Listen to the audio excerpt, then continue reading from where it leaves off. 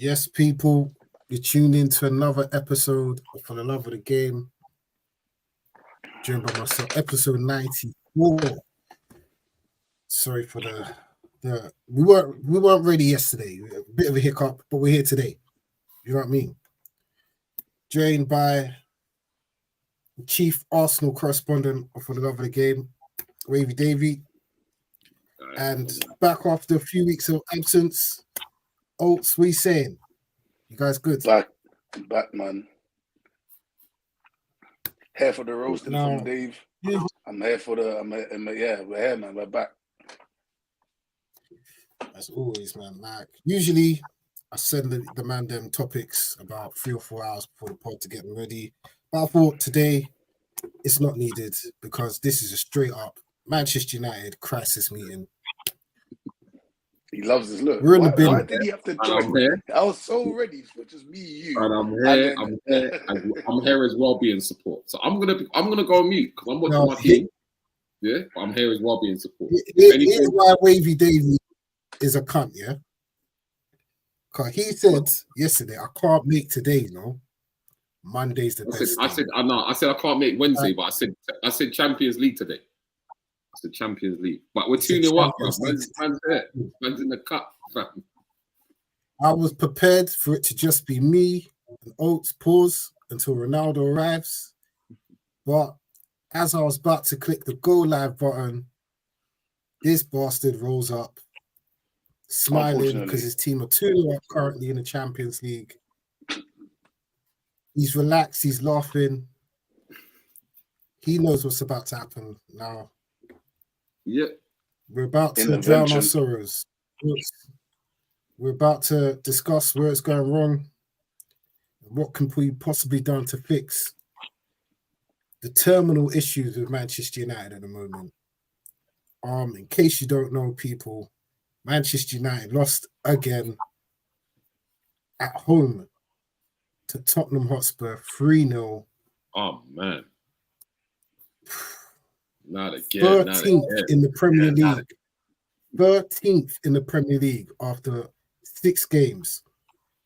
Now, before I go to you, Oates, I just want to remind everyone what I said after the Brighton game.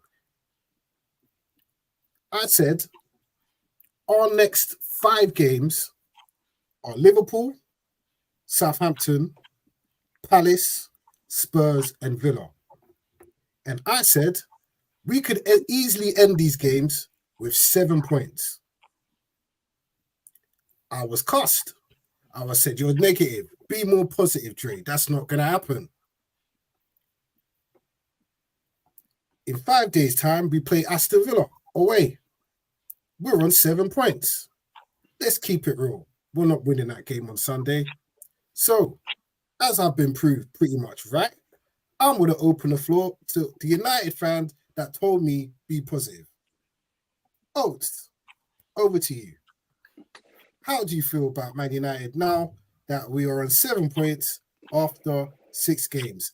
And Bermore, is it time for that bald-headed Dutch prick to leave the club? Over to you. At the end of the day, no matter who the manager is, the players, you have to back them, you understand? You have to be a bit more optimistic sometimes, regardless of the reality, what's going on. If a man's telling me 7 points, it doesn't matter who's in those 5 games. I don't want to hear 7 points. I don't care if those 5 games are Liverpool, City, Arsenal, Tottenham, Chelsea. I don't this is Manchester United. And in the last 10 years it's been tough.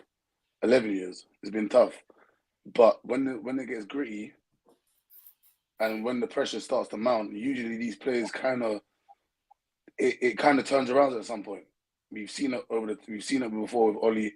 We've seen it with Mourinho. We've seen it before they get fired, obviously. But we've seen it when the media, when the hype and the fans start getting restless, and Old Trafford starts to get hostile. You see the players do kind of come over that hurdle. But remember, it's early in the season, and when you said that statement, or when people are people are saying ambitious statements about winning leagues and stuff, I wasn't one of those people. But to the losing end, we're focused on them now. Right, so who was one of those people that was talking about winning leagues in here? Was that said in here? We know. No, I just want clarification. No, I just want to know what was it? Was it you, Drake? Was it you, Drake? You know, It wasn't you Drake. know, I would never. Was it you? Was it you? It wasn't me. If you want to go back, you can watch episode 95. I think it was. Did Scurv say that Man United are going to win the league? I don't know. I don't think so. Okay, so just leave one culprit. All right, so I just want clarification for the viewers. I need them to know, innit? Like, I need them to know who's saying what. Yeah, but cool. Sorry, Oz. I didn't mean to interrupt you. Sorry. You're dark. You're so dark. But anyway, as I was saying, before I lose train of thought, yeah, these players, not these players, but usually when it gets dark, they normally come over the hurdle. Why for that? Pause. They get over the hurdle. And I just don't see it. I don't see it. I see a lot of limitations with the squad. Not even with the squad. I think with the manager. I think it does stem from the manager. All the players he signed, it's not like he's come in and pause. It's not like he's forwarded in and he's seeing. It's like half his team, or like it's a team he's just taken over. It's actually his team now, from back to front. Pause. It's actually his team. So, regardless of, I don't know what excuses, like, and I was so glad after that Tottenham game, because I've seen like memes and clips of Ten Hag like multiple times saying progress, winning FA Cup, winning. I don't want to hear that no more. I want to see football on the pitch. We need to start, and it's not even just about results. It's seeing obviously it's about results, but it's seeing football on the pitch. And I see Michael Owen talking about it the other day, right, after the Tottenham game, because I can't even watch Sky Sports no more. I would rather the other channels where they got like the other pundits on there, right? And Owen was saying something brilliant. Right? He was like, with Ten Hag, it's not like he's bringing in dead players, right? So let's like in each position he's brought in a player that's supposed to have like a technical ability to improve us, right? So even if you start from the back, the spine, right? Pools, Onana, he's replaced De Gea with Onana, right? And he's supposed to be playing this ball. They're supposed to be playing this expensive football. Bro. Now, wait, let me land, right? Regardless of what your opinion is of Onana as a goalkeeper, his job, he was brought in to play it from the back, and we're supposed to be playing expensive football from the back, right? We're not doing that. We're going long. We're doing, like, it's crazy, right? You brought in De Ligt, you brought in Martinez as centre halves to be ball playing centre halves. I don't know what's going on with Martinez this season. Yeah, I think there is an overreaction with him, but we're not seeing Onana passing the ball and he's not dropping a shoulder and bringing the ball out. He's not carrying. Like, I don't see the football. He's like what Ten Hag is supposed to be playing. This Ten Hag ball, this building from the back and carrying the ball through the midfield and build up. I just don't see it at all. Right? People bantering like last season or the season before, and we will turn around and say, "Yeah, but we won something." There's no hiding now. Like, as United fans, we're saying we're not saying, "Oh yeah, we won something." No, like forget that now. Like we want to see football now. It's getting silly. You spent crazy money. This is your 11, right? And there's no results. It just doesn't. It's the math isn't mathing. So that's my problem with Ten Hag and the whole. Like it's not. As I said, it's not the structure. Obviously, the players can do better, but I think it's more to do with the coaching because, as I said, the players are there to do the style of football, but they're not doing it. You understand? You brought in Mazwari, X, Y, Z, all these players that are supposed to have better capabilities than the players that they've replaced, right? But they're not doing it. The only person we're still seeing that's kind of we're relying on is Garnacho and Kobe, which just doesn't make sense. Academy players, and that's brilliant. It's brilliant. They're academy players and they're free, and it's exciting. They're in their youth and they're contributing. That's great. But when you got £80 million players on the bench, and Ahmad, I should say, obviously he was an investment from years ago, but now he's starting to flourish. But like, why are we dependent? Like United fans this season, I've been saying it for some of us are saying that Ahmad should get his start, but it's nice to see that he's actually getting results and he's getting returns and he's actually, getting a little bit of not just goals and assists, but you can see he's matured in his game. And it's just like, Ahmad over Anthony, he's an £80 million player. Regardless of what you think of him, right? He's a player that was brought in from Ajax from the Dutch league that can't even start under the Dutch manager. What? But Ahmad, that's cut from Atalanta, has been on loan how many times? Like 3 different clubs on loan, right? And he's come in, pause, and he's starting to. That's the natural thing in football, right? When you player goes out on loan, comes back, learns his trade, that's brilliant. But now we're dependent on him. Like that's crazy. Like that's crazy. It's crazy. Like Mason Mount, the same thing. I know. Like it's just crazy. £50 million just sitting on the bench. It's crazy to me when you go through the list. It's just I don't know. Harry Maguire. I know I'm not one of those people. I'm off the Harry Maguire bandwagon. It's silly when people bring up his name, but it's just there sitting on the bench. Why did he not leave in the summer? Why is he here? Why didn't we get rid of Rashford? Why didn't we just do what? And I know like people like saying, oh yeah, copy the Arsenal blueprint. Or but one thing I noticed, right, when Klopp went into Liverpool, got rid of Coutinho. When Coutinho was there, he was the baddest player, one of the best players in the Premier League. And people's reaction was like, "Oh my gosh, how are we getting rid of How they getting rid of Coutinho?" And they used that money, and they invested in the squad, and he built a culture on the squad. And said nobody's like, I don't care what your wages, I don't care if you're. This is a team thing, and that's what Liverpool done, and that's one thing I've always kind of. I hate Liverpool, but that's one thing I've looked at Klopp and said, you know what? I remember this guy selling Coutinho. Everybody thought it was crazy. And then they used that money to buy the squad and just reinvent the whole culture. Why is Rashford here? Why is Maguire here? Why is Luke Shaw here? He's been there for 10 years. It's ridiculous. You know what? You're making valid points. Yeah. But it goes to what I said, even with I remember we done a pod, the early days of this pod, it was me and Scurv. And one of the pods was after an Arsenal game where they lost to Everton. I think it was one of Aubameyang's and Lacazette's last games for the club. I think it was Aubameyang's last game for the club. And I think Aubameyang missed a sitter. And Scurv was like, he's playing with no life, like he don't care. And I said, boom, once you get rid of him, because he will be gone, Arsenal will feel it at the beginning.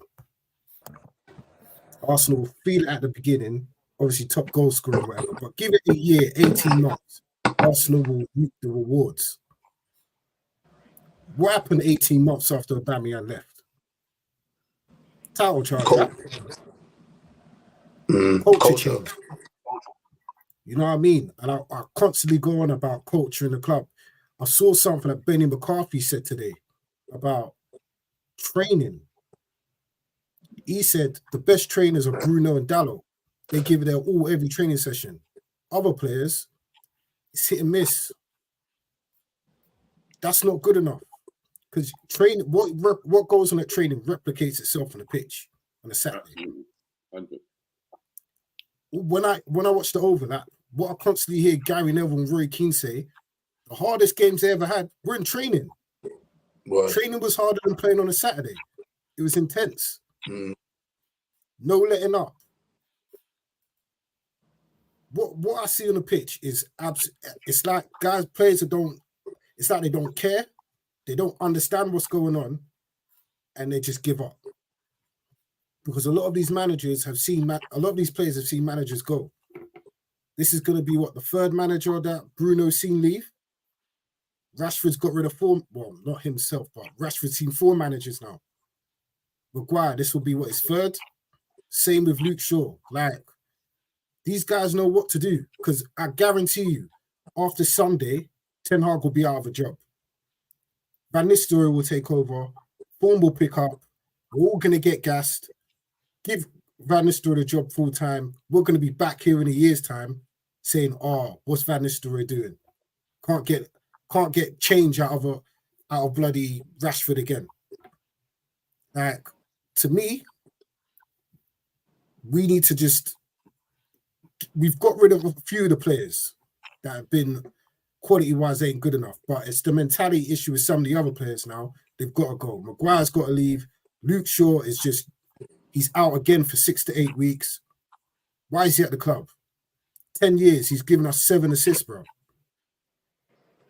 Wow. 10 years, 7 assists, bro, from left back. Bring him off, bro. Rashford, I would keep Rashford. He's a bench man. That's the level of the bench. You keep Rashford because he could win you a game. But Bruno, get the fuck out of here. Get the app. The worst thing we did was give the guy the captain's armband and then give the man a new deal, bro. He's been absolutely shocking for the last year. Absolutely terrible. But he goes, because we all pick on Rashford, that's the main guy, Bruno gets away with it. He's terrible, bro. You see what started off the move for the first goal was him giving a shit pass to fucking Garnacho. A ball that you just knock in front of him. Gave him a short pass, Tottenham cut it out. Rashford got it back. Then him and Garnacho confused himself. Then Mickey van der Ven run through the whole team. But that all started from a shit pass from that bum old Bruno, bro. You know what I mean? Bro, and we know the players shit, but Erik ten Hag. Erik ten Bomberclaw Hag, bro. You see Louis van Gaal, yeah? I know you guys, I know you remember us. You see when we played Leicester, one of Van Gaal's first games in charge. We played Leicester. When Di Maria scored that goal. Yeah, and we were 3-1 up. We were ripping them to shreds. Yeah, and everyone thought we was going to win the league because Di Maria scored that match. We were playing ball, but defensively, he was. Shocking. We got slapped 5-3. What did Van Gaal do after that game? He said, nah, I can't play this way no more, you know? If Leicester doing that to us, imagine better teams. So the man shut it up. Man, shut up shop, bro. And we didn't score. And great defensive, boring football. Yeah, we didn't score goals. It was ridiculous. We didn't score goals after that. Yeah, it was ridiculous. It was ridiculous. Bro, Wavy put in the group chat, Man United have let in 3 goals 25 times under Erik ten Hag, bro. 25 times. Do you know how mad that is? I don't even think City have let in 3 goals in the last 10 years, bro, in games, bro. Let alone 25. 25 games, and he's been there 3 years. Do you know how mad that is, bro? That's averaging like 10 times a season. That bro. That is crazy. 3 goals in 25 games, bro, is absolutely insane. You would think, yeah, even after you getting slapped 7-0 by Liverpool, all right, cool. That ain't happening again. Shut up shop. No. That's included. I think it was 3 goals and plus. 3 goals and plus. Yeah, that's right. Yeah. So that's included. Same so thing. regardless, That is crazy. regardless. 25 times is ridiculous. Is crazy. It's ridiculous amount. Because at the same time, right? I don't even think Arsenal have let in 3 goals or more in 25 times in the last 10 or 15 years, bro. That is, bro, listen, that is what you hear from, that Sheffield United stuff, bro. So you're telling me, more likely or not, I would love to know the stats of how many times you let in 2 or more, bro. Because I'm pretty sure that must be 50 plus. We have to score at least 2 goals to get a point. That's crazy. And you would think, Ten Hag would think, you know what I'm trying here is not working. I'm going to have to adapt my style. Because the first season, best home defense in the league, we only lost 1 home game. What the fuck has happened, bro? Teams couldn't even score more than 1 goal at Old Trafford the first season under Ten Hag. Ever since, bro, all the big 6 teams have scored 3 or more goals at Old Trafford in the last season and a bit, bro. That's mad. It's open. I've seen the same type of goal scored twice in 3 days, bro. How can an FC20 man and Mickey van der Ven run through our team and set up a goal, bro. Because you know what's worse, yeah? I know a lot of United fans remember the 2000s, yeah? But I'm a United fan that remembers the 90s, bro. You see, if any player ran through the team like that and set up a goal and scored, I know for a fact Bruce, Pallister, Robson, Keane, Ince, Hughes, Taking them Cantona. out. Them man there kicking off, bro. Schmeichel, them man there are kicking off. That's not happening again. They're going to hold man accountable. I watched the same type of goal scored twice in 3 days and no one said nothing. Them players just shrugged and walked back to the centre circle like a bunch of pussies, bro. Not one man kicked man down. Stop man making that run. Take a yellow card, bro. Yeah. Do you know, it's so funny said that. I just had a memory, right? Or I think it was, I don't know what year it was. I think it was like maybe, must have been like 2002 maybe or 2003. And we played Tottenham. I think it was in the cup game. I know it was a Premier League game. I think it was a cup game. And it was like 3-1 up. No, it was like 3-2 up or something like that. And it was a corner to Tottenham. And they counter attacked us. But they bypassed, they basically, whoever had the ball, can't remember who it was, they bypassed our whole defense. They were basically 1-on-1 the whole. I think they I think they hoofed it up to the last person. He's beaten our defender. He's run our whole half, right? And he's 1-on-1 with the keeper basically. And I'll never forget, you just see Ollie running the length of the whole pitch, past every single player, United Tottenham player, and this person is like 30 yards in front of him, 1-on-1 with the keeper, and he slide tackles them, right? And he gets sent off, and he just walks off. That is just United mentality. And that was that way. And he didn't need to do it. He was winning. Yeah, and he was winning. and he ran down. He knew what he was doing. Took him out, and just walked. He knew he was getting sent off and walked off, and like that was so Scholesy of him, because that's what Scholesy used to do. He used to just like, as my uncle used to say, "Yeah, man, just take the red card and walk off. Just take the red card and walk off." Yeah, but you don't see that United. You don't see the dark arts. You don't see the. I said this a couple of weeks ago. Like I've been saying this for a time. Like you just don't see United when if it's 1-1, even if we're not losing, and we just need the 3 points. It could be 1-1, and like you see teams that like Southampton used to do it. Southampton give the ball to like, I don't know, when Townsend was there.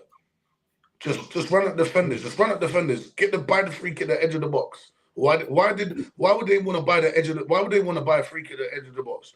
Prowse. And then guess what? Ward-Prowse slaps on the free kick. They get points. United, we just don't have those players that just have that sav about them. I'll never forget who under Mourinho. I think it was Klopp that was kicking off, and it was like, "Oh, United always getting penalties, yada yada yada." And I think Rashford came out and was like, "Yeah, Mourinho told us to be savvy in the penalty box," and that's when Pogba was taking the penalties and doing the slow run up and all the things that we need to bring that back. That's what Mourinho. That's what I was down that hill. Mourinho is the best manager post Fergie. Best manager post Fergie. Yeah, the man won us the most trophies, and it's not about trophies because that's what Ten Hag loves to talk about, right? Finished. I know it was 19 points behind City, but the fact that we conceded something like, I can't remember. I used to always remember the stat in my head, but don't quote me, right? But the fact that we conceded and finished second after City with Mourinho, with Phil Jones and Smalling conceding something ridiculous like 25 goals is ridiculous. And people laughed at him and said that's his biggest achievement. I knew what he was talking about at the time. It was absolutely ridiculous. Phil Jones and Chris Smalling played centre half and we conceded less than 30 goals in the league and finished second. That's absolutely ridiculous. Yeah. And people laughed at him. He said that's his biggest achievement. I knew exactly what he was talking about. Jose Mourinho is the best manager post Fergie, right? We should have never fired him. Yeah, there was negativity with him, around him with like Luke Shaw and Martial. And I am a Martial FC person, but like he was heading in the right direction, man. I feel like he was kind of guiding. I don't listen, we all hate Ed Woodward. Thank God he's left the club. But I feel like he was getting the right kind of players in. He didn't want Sebastian Schweinsteiger. That was apparent. Schweinsteiger said it himself on the overlap, I think, a couple of weeks ago. But that was obvious. But just the characters of like bringing Zlatan in. Who else did he bring in like that? Like he just had like leaders in the dressing room and just had grit. I ain't gonna lie, bro. I'm gonna have to kindly disagree, bro. I think you got revisionist history there, bro. The way it ended was extremely toxic, bro. It was Extremely toxic. That's what I toxic. said with Luke Shaw and Martial, and it was toxic. But He lost it was everyone toxic in the dressing because but bro, you gotta He understand, lost right? everyone in the that the first season was cool. He won 3 trophies and that, but we finished 6th.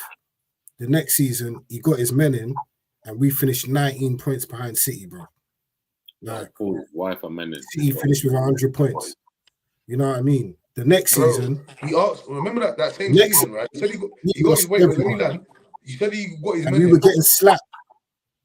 Tottenham come to Old Trafford same way they came to Old Trafford on Sunday and slapped us 3-0, bro. I remember that. That was a Monday Night Football. And Mourinho's out in front of the Stretford and giving it the, oh, come on. Like, no. Like, he lost the team. He was beefing Pogba. He had cameras at a random training session on a Thursday to try and shame up Pogba. And Pogba was like, nah, I ain't leaving the training session. All these theatrics he was doing. That I rate it. He won trophies and whatever, but it was toxic by the time he left. It was really toxic. Bro, Man got sacked on a Wednesday. You know what I mean? When you wanted Koulibaly, bro, what centre half did he sign, bro? Rojo and Eric Bailly. And when he started actually getting centre back, when people like Koulibaly was available, right? He was one of the biggest defenders. I know he's terrible now, but when Koulibaly was the hottest defender in the world at the time, right? And we needed a centre half, and we was linked with him every weekend, like how we was linked with Frankie De Jong under Eric Ten Hag, right? Who did Man United sign that summer? You got Paul Pogba. They signed no. You got Lukaku. Bro, they signed that when he was kicking off. I'm saying that last summer before when he got the boot in Christmas, right? He was asking for a centre half, bro. Right? The previous season he finished second, conceded 20 odd goals with Chris Smalling and Phil Jones, bro, and Rojo and Eric Bailly. What difference would a centre back have made? What difference would a centre back have made? Bro, he's building this, bro. Koulibaly, bro. Come on, let's be serious. And this is why. So let me land. So then, when he got the sack, and we bought in Ollie, right? And we bought in Ollie. Did we not spend 90 odd mil, 100 odd mil on Harry Maguire? And people are still saying, why didn't we not sign Koulibaly? Why don't we sign Koulibaly? And then he went to Napoli for the same amount, bro. Come on, bro. It just shows you how the reason why I'm saying it shows you the what squad has Jose Mourinho ever built in his career? Has he been there long enough to build a squad? Bro, did he not sign Makelele? What's the longest time he's been at a club? Did he not sign Makelele? What's the longest time he's been at a club? Did he not sign Makelele? What's that got to do with it? What's the longest time he's been at a club? Real Madrid. 3 years. No, it's longer. What did you think he was going to build at Man United?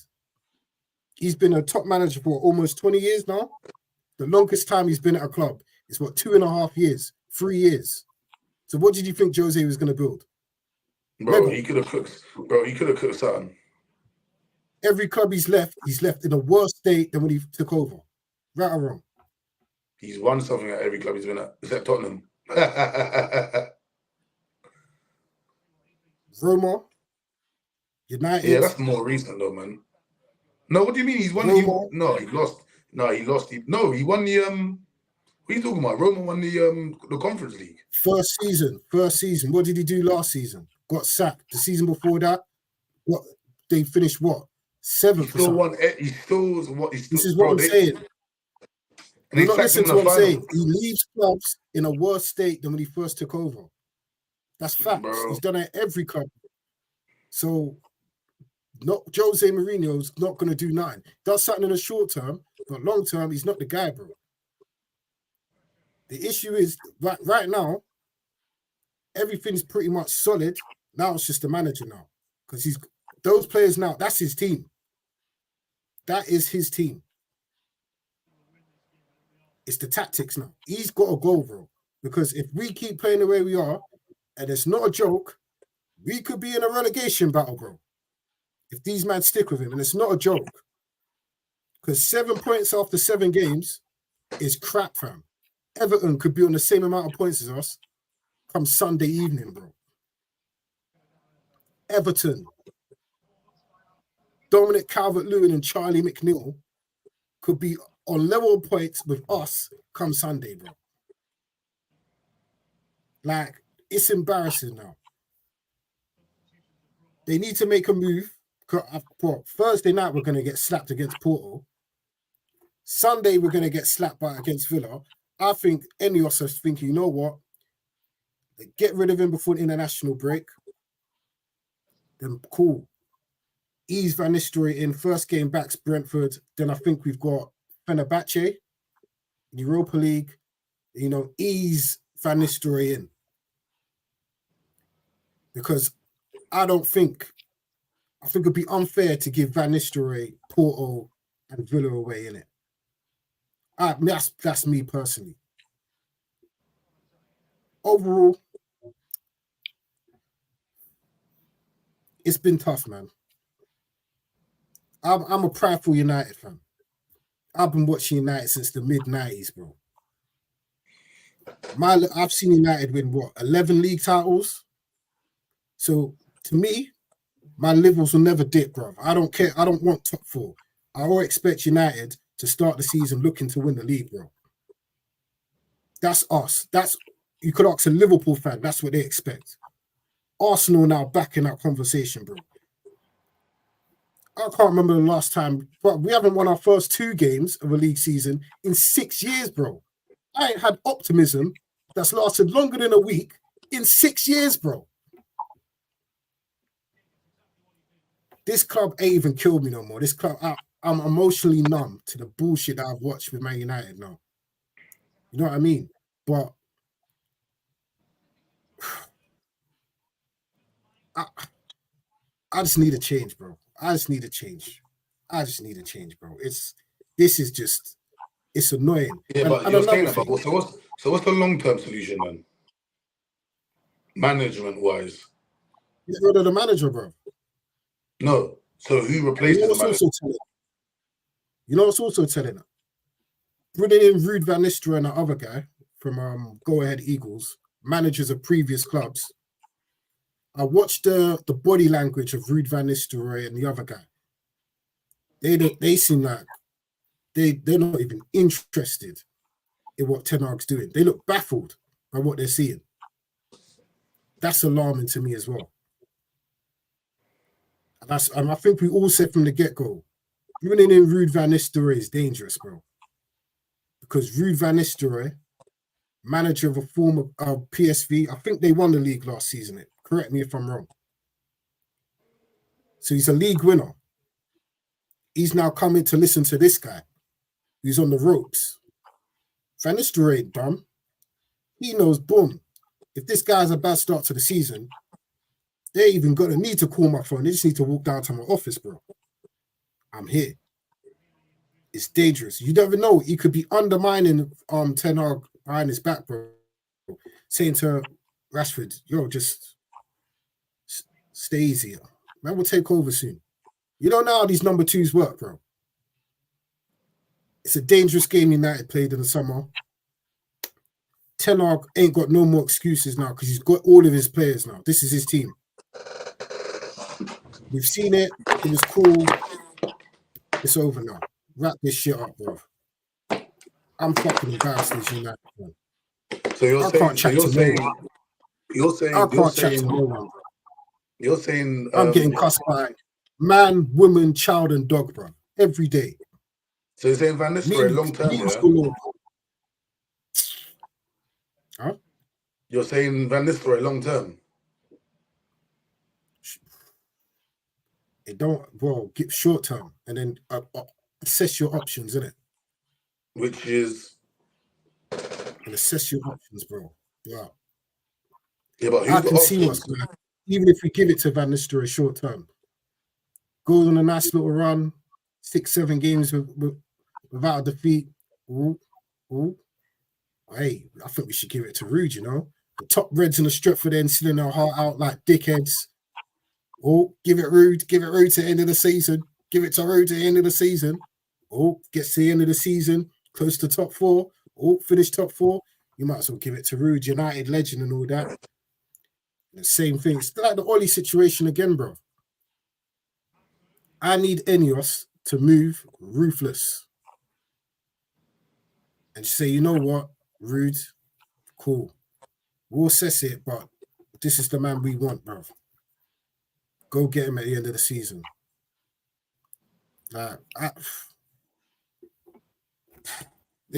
Bro, as I said, man, I've got everyone giving me banter and giving me stick, and I can't pause and I can't retaliate with nothing. Chelsea man chatting shit, Arsenal man chatting shit, Tottenham man that ain't won nothing chatting shit, and I'm 13th in the league, bro, next to bloody Ipswich.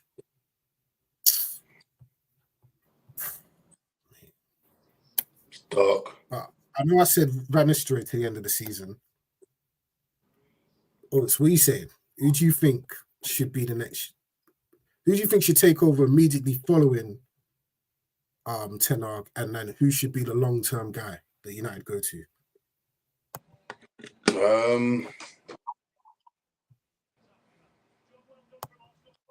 If he gets the sack, then probably. I've always thought they brought in. I thought they always brought in Rude to replace him. I think that was alarming. I think that was alarm bells from Ineos, because I feel like you could have appointed anyone, any number 2 from any coaching staff in the world, right? And you appointed a Dutch manager who's a first-team manager that's a United legend. And I think that's already kind of like not undermining Ten Hag, but it's kind of showing Ten Hag like, look, if things don't go right, we got someone that we're comfortable replacing you with. You understand? For short term and long term. So I don't know. For the long term, there's not much options out there. I know it's banter, I said it the other day. But I think the only options that are viable is, and I think, listen, everybody has limitations, right?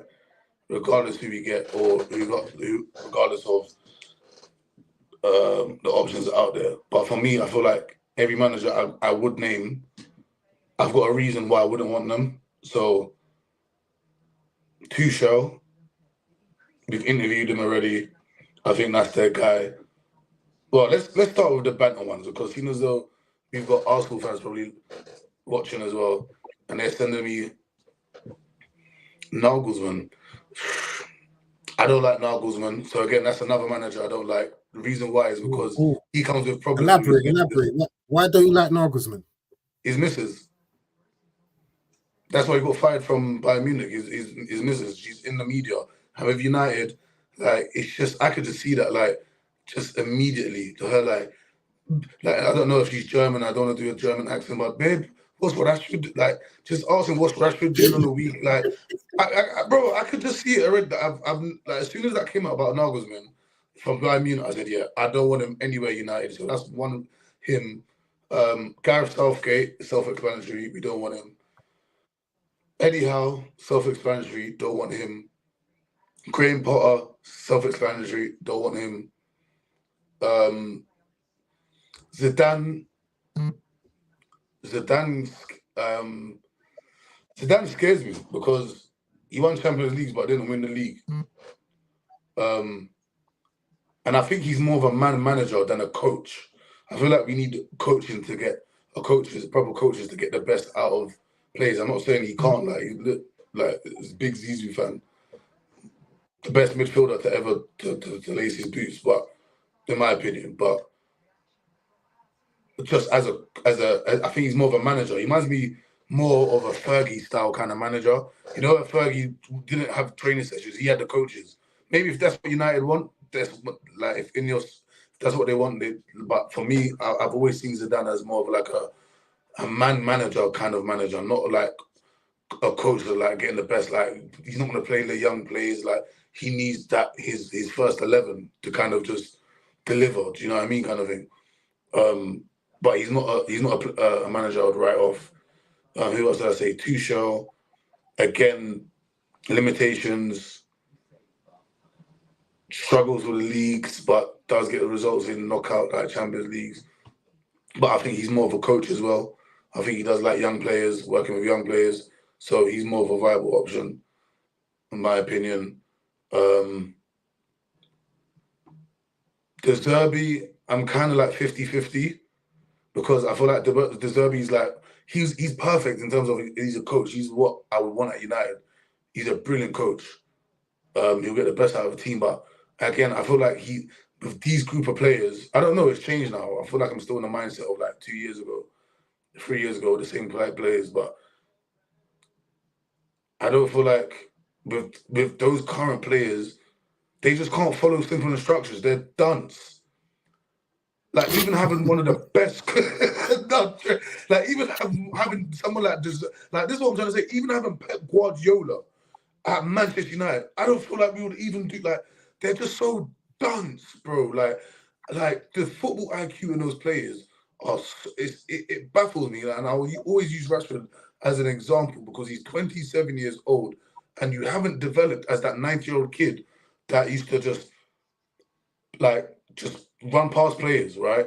Like you have to adapt your game. Like you used to see Hazard do it, you see Neymar do it later on in their careers because after when you're playing competitive football and you're that guy that like dribbles past people, your ankles get clipped, your Achilles gets clipped.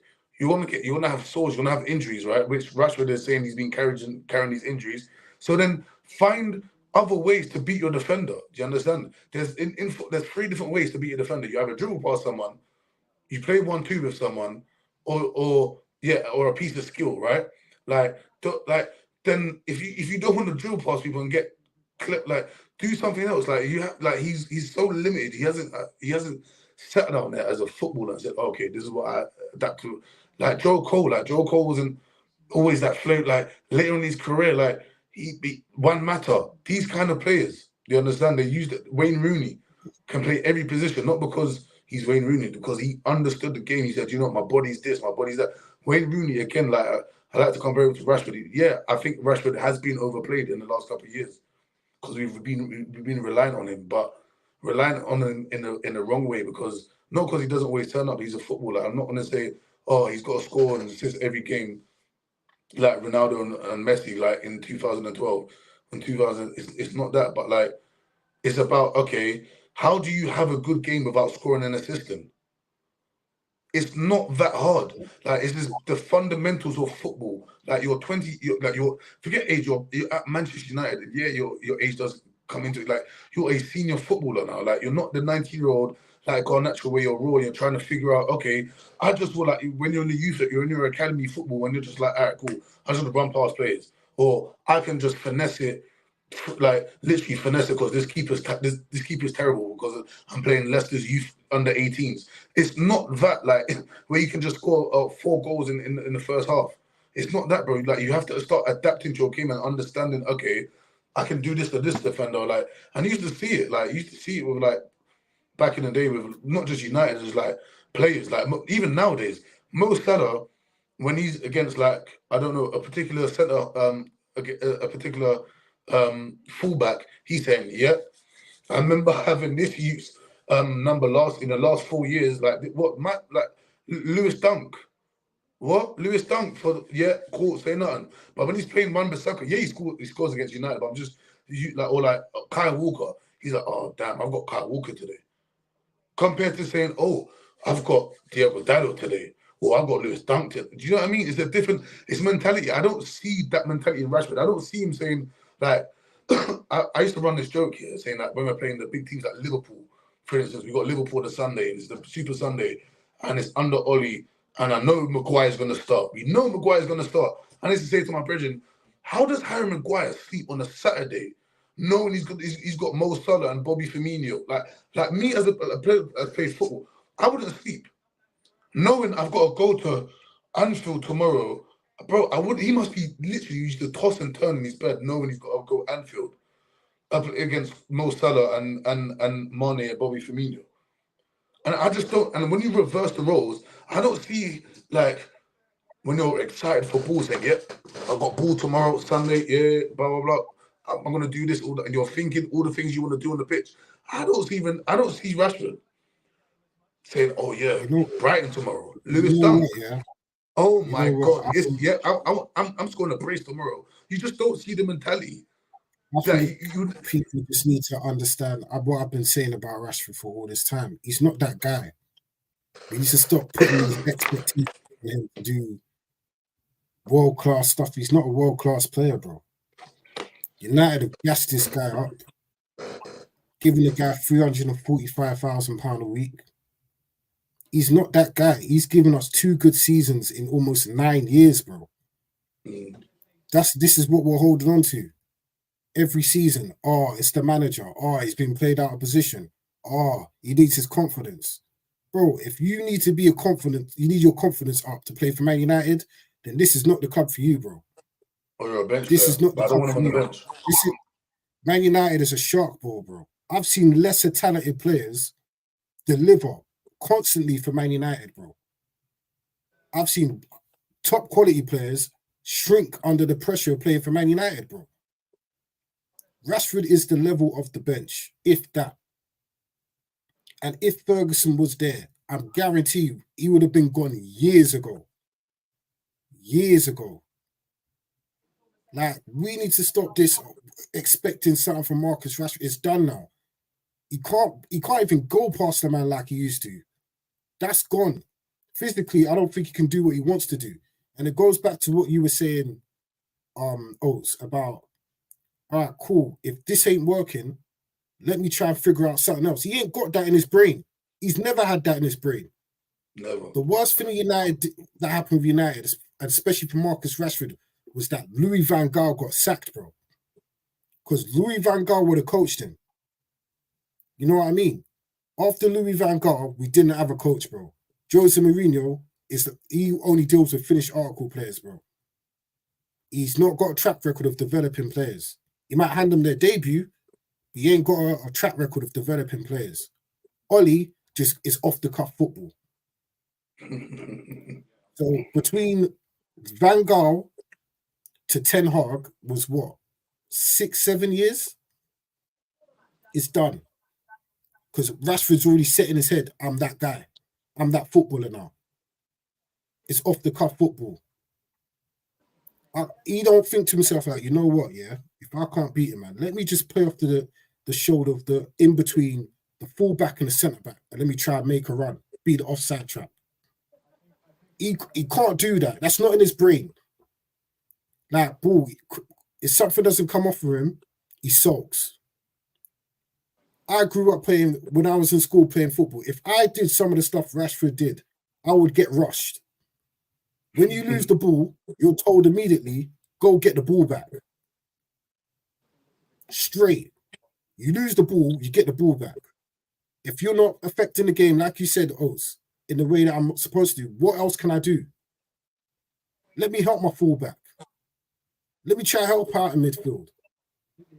If I can't score, the next man can score. Simple. And that's the same for Bruno as well. Because Rashford's the easy scapegoat, and I know he don't play well. Cool. It's United's job to find a better player that can play out wide than Rashford. Simple. It's up to Garnacho by now to overtake Rashford. Simple. But with Bruno Fernandes, it's worse. That man there, I've said it before. You ain't gonna win nothing with that man as your main creative force. Facts. Nothing major. You can go win a cup because a cup's a one-off game. That's how we can win FA Cups and that. You ain't got to play well from bloody August to May. You just got to play well for 6-7 games out of the season. You know what I mean? I'm just at this point now with Bruno. Like, what do you do? If he don't assist or score a goal, he don't affect the game. He's like an op. He's like ISIS, bro. That's all I see from him. He's literally like ISIS, bro.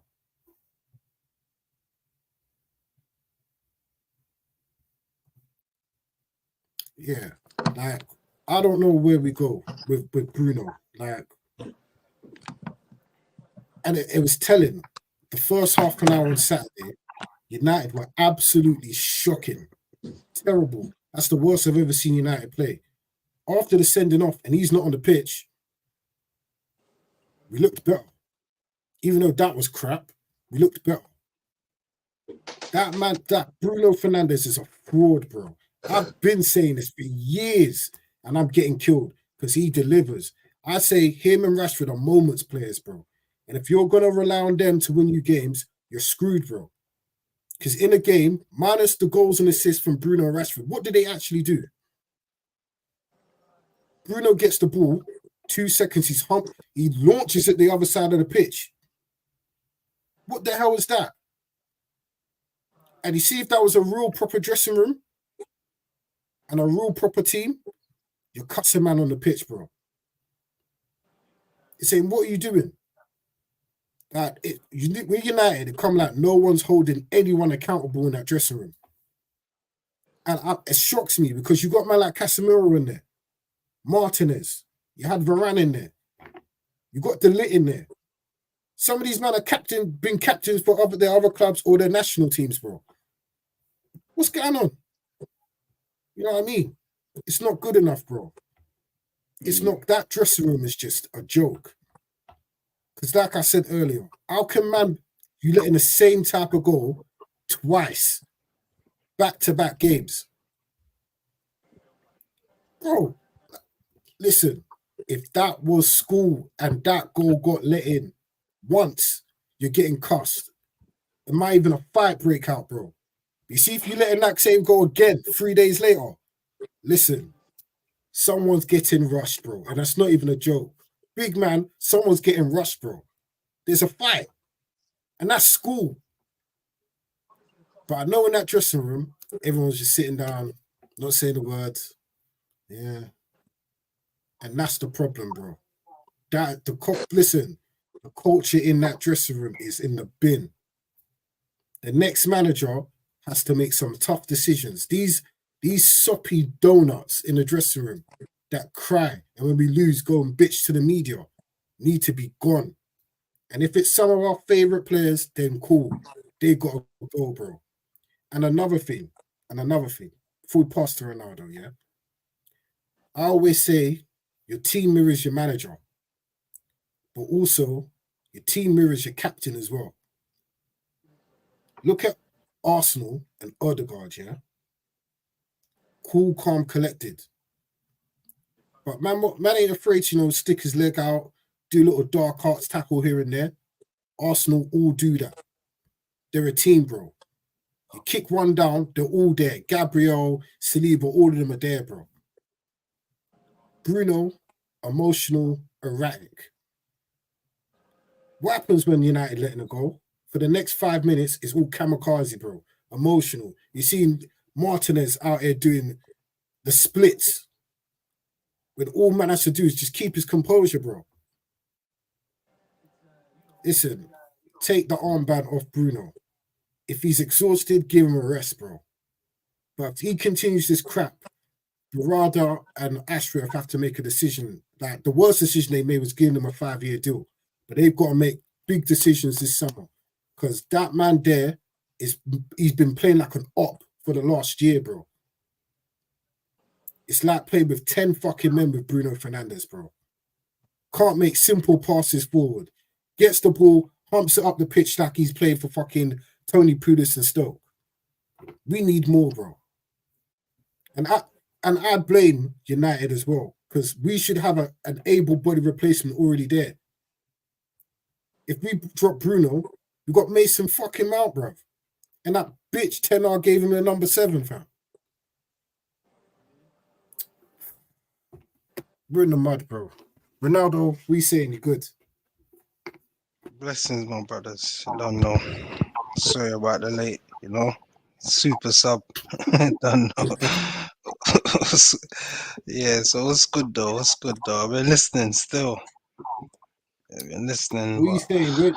What you saying? Where do you think United go from here, man? What do you think needs to be fixed first? Well, like, do you know what? I'm not as downbeat as you lot. It was 10 men. We lost the game 3-0. We had a goal. I don't know why everyone's throwing their toys out the pram. Like, bro, it's football. It happens. It's gonna happen to other teams over the course of the season. Maybe some more than others. You get me? But it will pan out. Trust me, Trey. It will pan out. It will pan out. So I don't know why everyone's getting upset. Like, this is United. This is Manchester United, bro. This is where we are. People need to accept that. This is Man United. Losing games, struggling, all of that. It's part of the process, Trey. It's part of the process. You can't single out players now and say, it's Bruno, it's Rashford. Bro, we got 16 new players. 16. And we're still talking about these men. So it shows you that whatever we've brought through the door is obviously not better than what we had. So do you get what I'm trying to say? Like, we've invested in young players. It's a process. 3 new players in the team. You've got to gel them in. Taking last season into account, there's about 6 new players on the pitch, 7 new players on the pitch. So you got to give him time.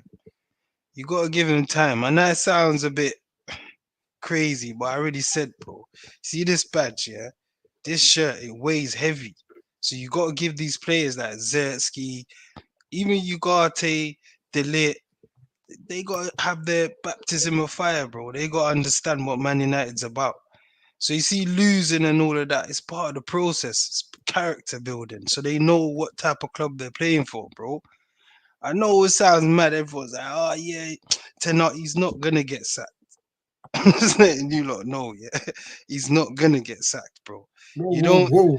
No. He's not going to get sacked, Trey. Not for now. Unless, obviously, come on, you got a job to do. You got to be accountable. If he keeps losing every week, obviously. So if the results don't go our way against Porto... Nah, it's not going to be no knee-jerk reaction. It's not going to be a reaction where, yeah, just sack Ten Hag. No, bro.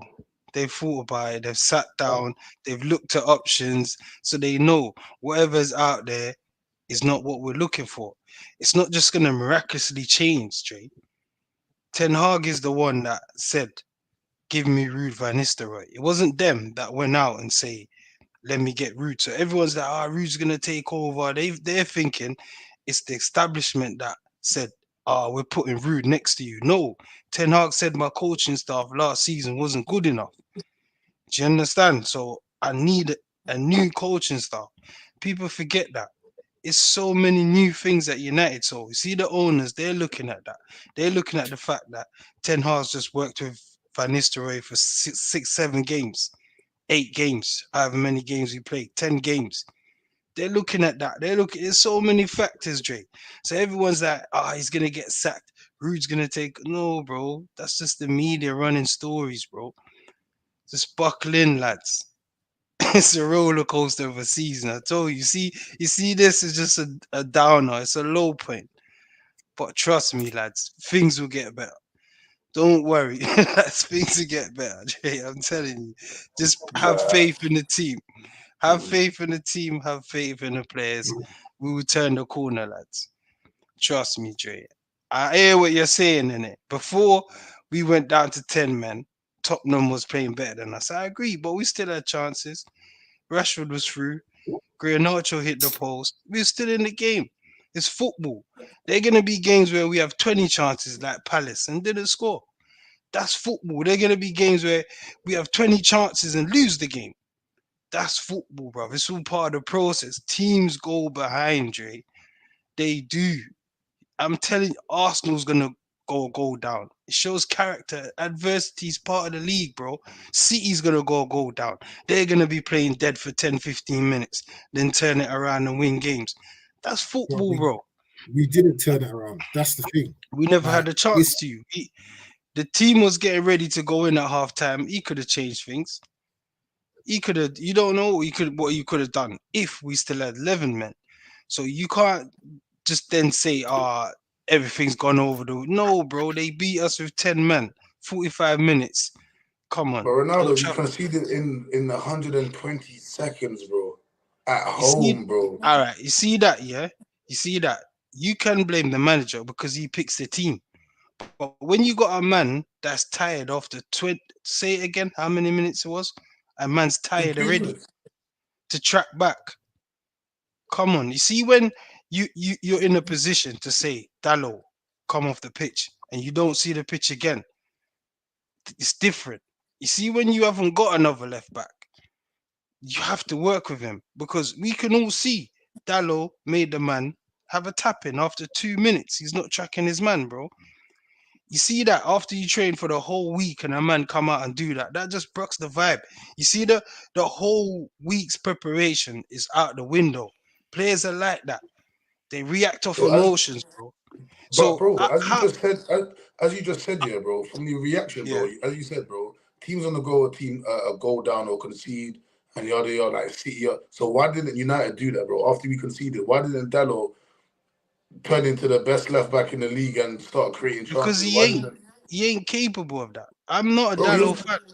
bro. I One have second, never been a Dallo fan. But you bro. see, when your Bro, hands are tied, yeah, you've got to work with the cards you've been dealt. he was voted our If you best player of listen, the season last season, though. that's opinion wise, bro. For me, No, Dallo's been dead. yeah, He's but from a I've never 23 rated man this man. squad, but bro, from a 23 man squad, yeah, to be voted the best player of the season, you must have done something good, bro. You must be Bro, just that's start just a left back matter when of opinions. You see, football's about opinions, bro. that was That just is a keep it matter real, of that was a very opinions. low bar. That was a very low bar last season. Anyone could have got that.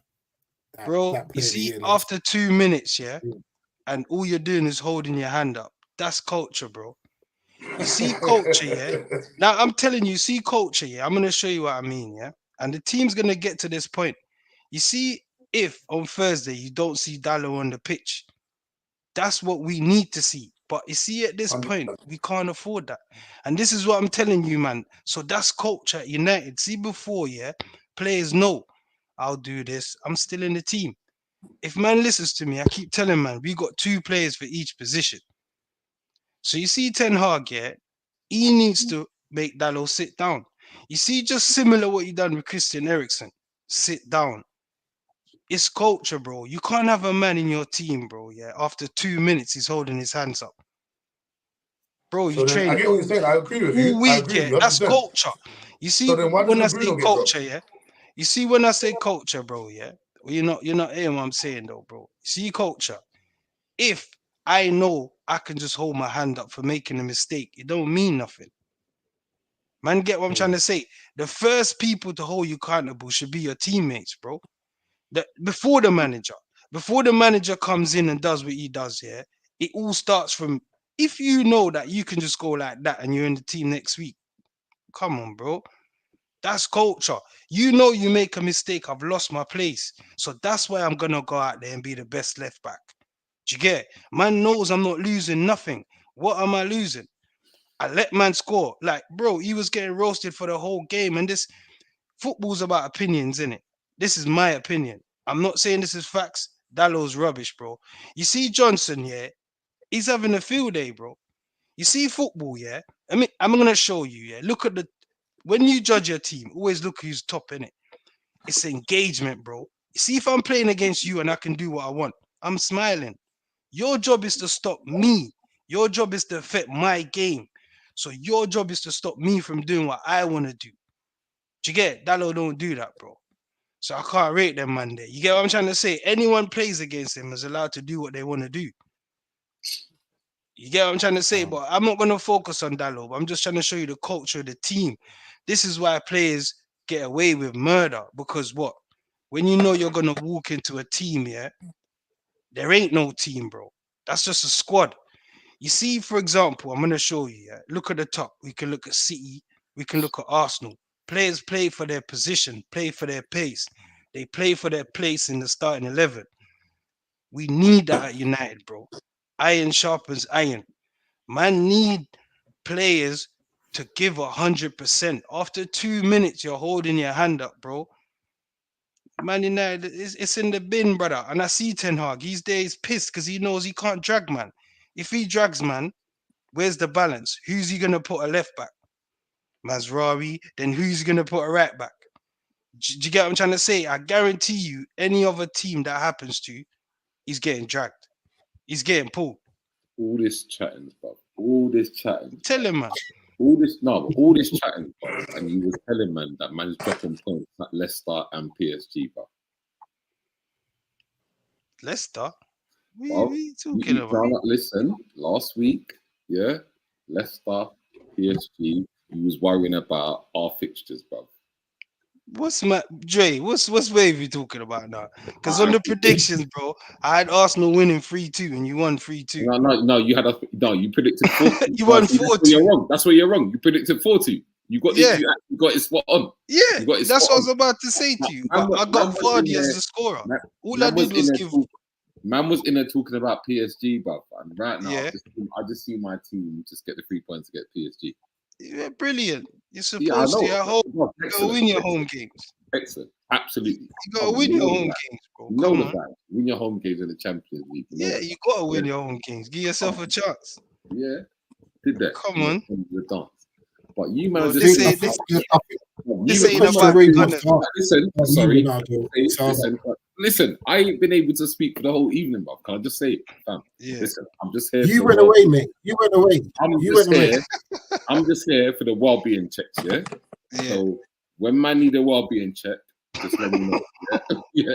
Because the damn question everyone wants to know, Ronaldo, is now we are 6 games in. Are Manchester United still going to win the league? Bro, last week I said we're 6 points off. The most we're gonna be off is 9 points. So why are we still asking if we're gonna win the league? If last week was 6 points off, yeah, how can we go from there to win the league? Come on. Let's be real, lads. I told man by the end of the season, the most Man United's gonna be off the top is 9 points, 6 to 9 points. Even now, everyone's going crazy. How many points do you think we're off the top? Everyone's going crazy. We're 8 points off the top. A direct question, bro. 8 points off the top. Bro, why you're doing? We're 8 points off. Listen. Great asks you. Listen. Are Man United going to win the league? Yeah. Are you going to win the league? Yes or no? How can Man United win the league? 9 points. Listen. Last week, yeah. Brother, are you going to win the league? Hold on. Last week, you asked me the same question, and I said to you, Man United are 6 to 9 points off the top. Why does man keep asking me this? Listen, this is what I don't get. If man asks me a question, yeah, and I say Man United 6 to 9 points off the top, yeah, and that can change depending on January. I know the fans are a bit down right now, but you see me, I know what time it is. Ronaldo, I know what time it is. Ronaldo. Don't worry, baby. You'll see. Remember I said it. Yeah. I'll just ask you a question. When man made their predictions, yeah, you said Man United are going to win the league, yeah? Yeah. And from ground zero. Now, listen. From ground zero. And then from the second week, I said we're 6. I said 3, 6, 9 points off the top. That was my exact answer. That was my exact answer. You're not answering my question. My question to you is, are you going to win the league, bro? At the moment, we're 9 points off the top. Ronaldo's a politician, bro. I love it. Jay, if you can't come up with the answer from that, then boy, do I need to write it down? Give me a book and paper. Give me a pen and paper. Let me write it down. Let me write it down, cause yeah, I need to write it down. Yeah. Wait, You know, wait, No, Ronaldo's cold, bro. Wavy. Ronaldo's cold. listen. Man's moving like David Blanket, fam. Man's moving like, Everyone right now is down in it, which is understandable. I man's moving understand like that. David Blanket, fam. Fans are down right now, Survivor. which is understandable, bro. Hey. I understand that. Ronaldo's the type of guy that will sell you dodgy insurance, bro. I'm telling you. Hey, forget, the real not Del Boy, forget. bro. The real Del Let's Boy. Let's not Yeah. forget, yeah. Let's not forget, lads. Yeah, it's early days. Yes, I know.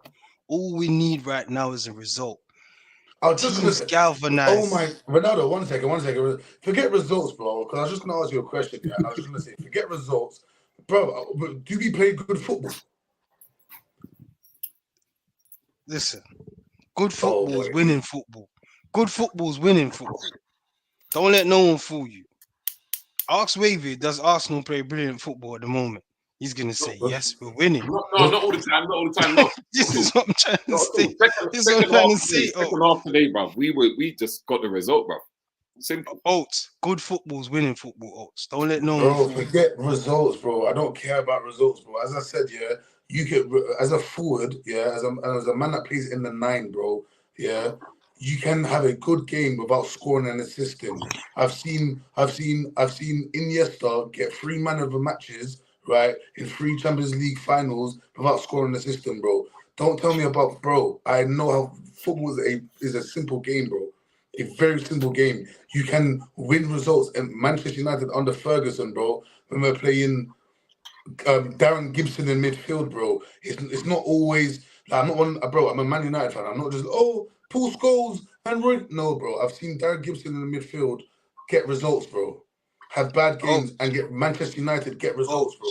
Man like Obertan, people like Obertan that are squad players that can come in, that know their position and play their role and get results, bro. And this is my point. Like, I don't want to who doesn't want 3 points?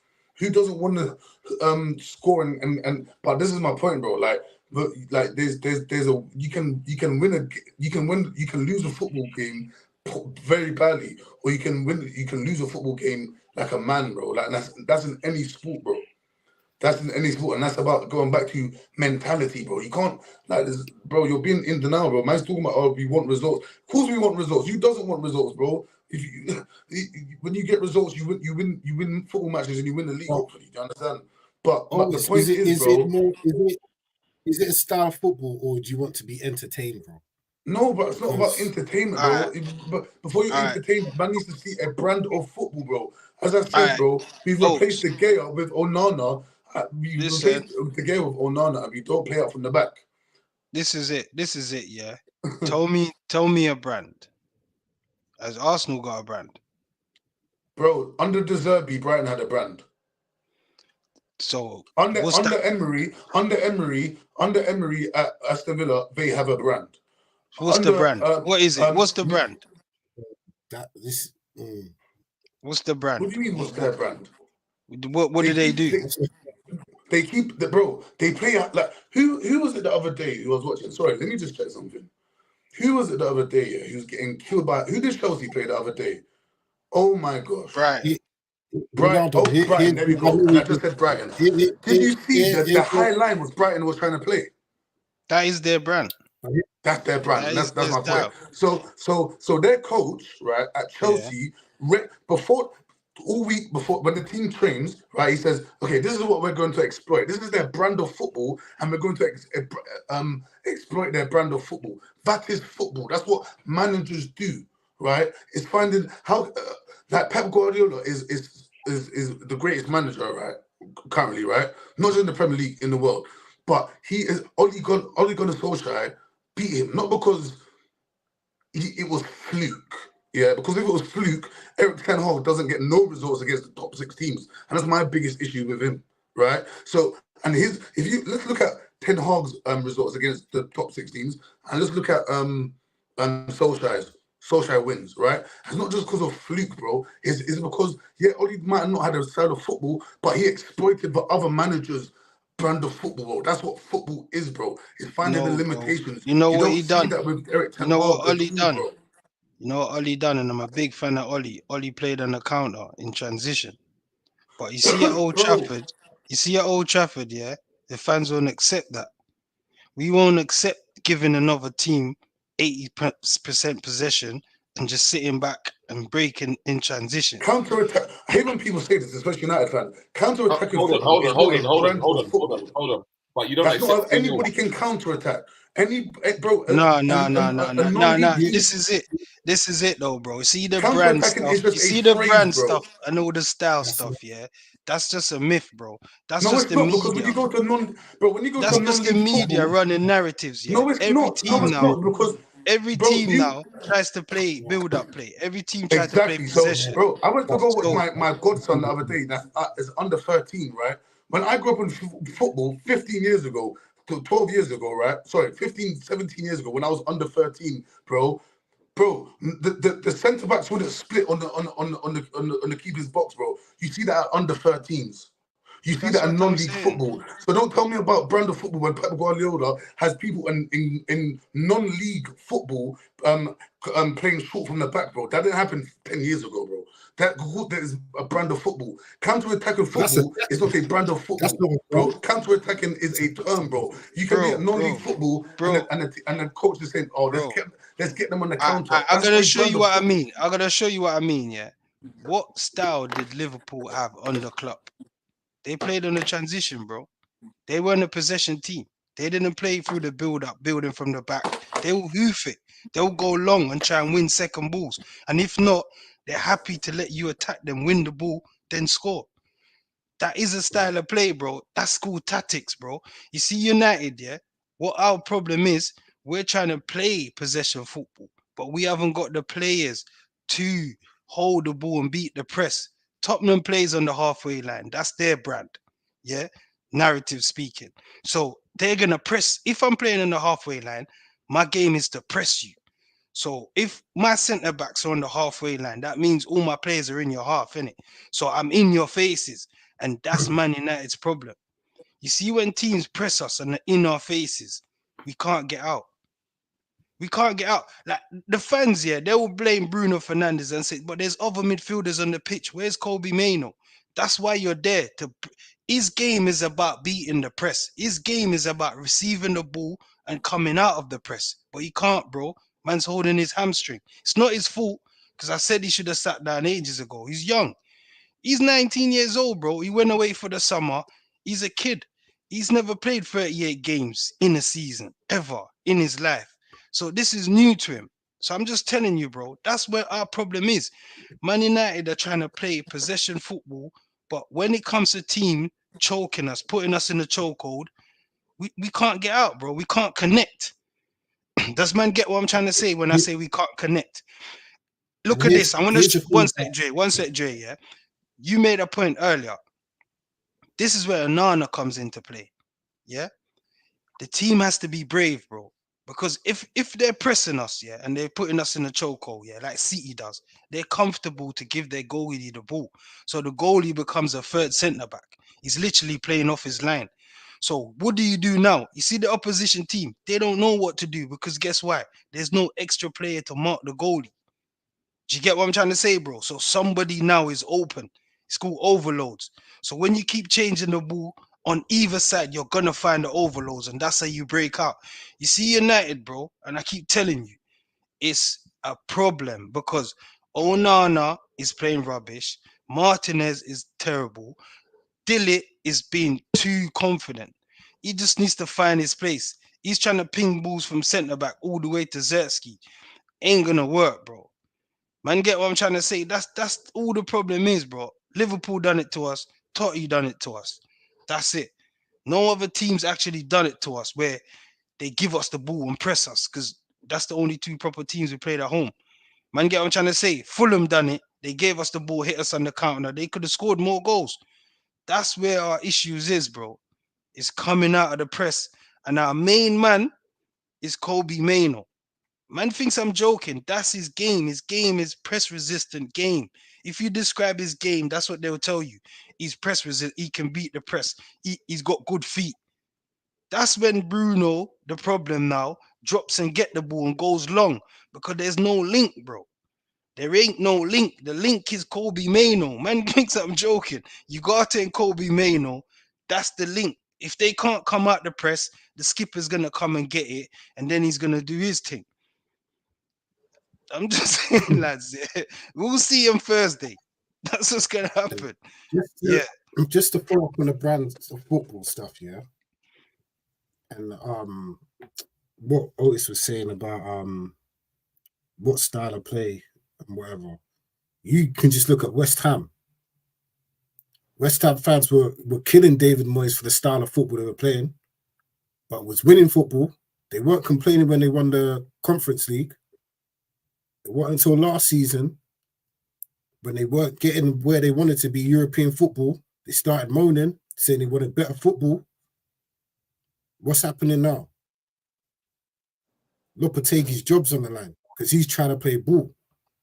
Like Ronaldo said to me, good football's winning football. Because the last couple of years of Fergie at United weren't the greatest football in the world, bro. I wasn't excited watching the football, but we were winning, bro. This is it, bro. Come on. Valid. Ferguson made chicken salad out of chicken shit, fam. Because how the hell we get into Champions League finals and our midfield is what? What was it? Giggs and O'Shea, bro. Like, you know what I mean? Yeah. You know what I'm saying? So winning hides a lot of stuff. Like if Arsenal scoring a lot of set pieces, bro. Them Arsenal fans do not care, bro, because they are 100%. Winning football matches. Set piece won them a game against Tottenham, almost won them a game against City, and it helped them win against PSG tonight, bro.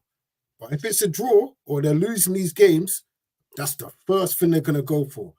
We're just a set piece team. Where's Stoke? Where's the football? You know what I mean? But these men don't care. But that's part and parcel. Yeah, but bro, that's part and parcel of football, though. Like nobody's gonna be upset, right? You're telling me Arteta hasn't instilled a brand of football in that club in the last 4 years. Of course he has, but because he's been so close. Remember football, right? Football, even when as Ronaldo said, football's about opinions, isn't it, right? But like everything in football, not even just football, sport, everything's marginal, right? So even when you like us, that will have a debate about Hazard and whoever, right? It's marginal, right? It's not like, oh, this person's there, this. Like when Arteta lost the league, it was marginal. It wasn't like United 19 points behind City. It wasn't like that. It was marginal, right? He's trying to find those margins. Like, but when you look at sprinters, right, it's about how can they shave off half a millisecond off their. Do you understand, bro?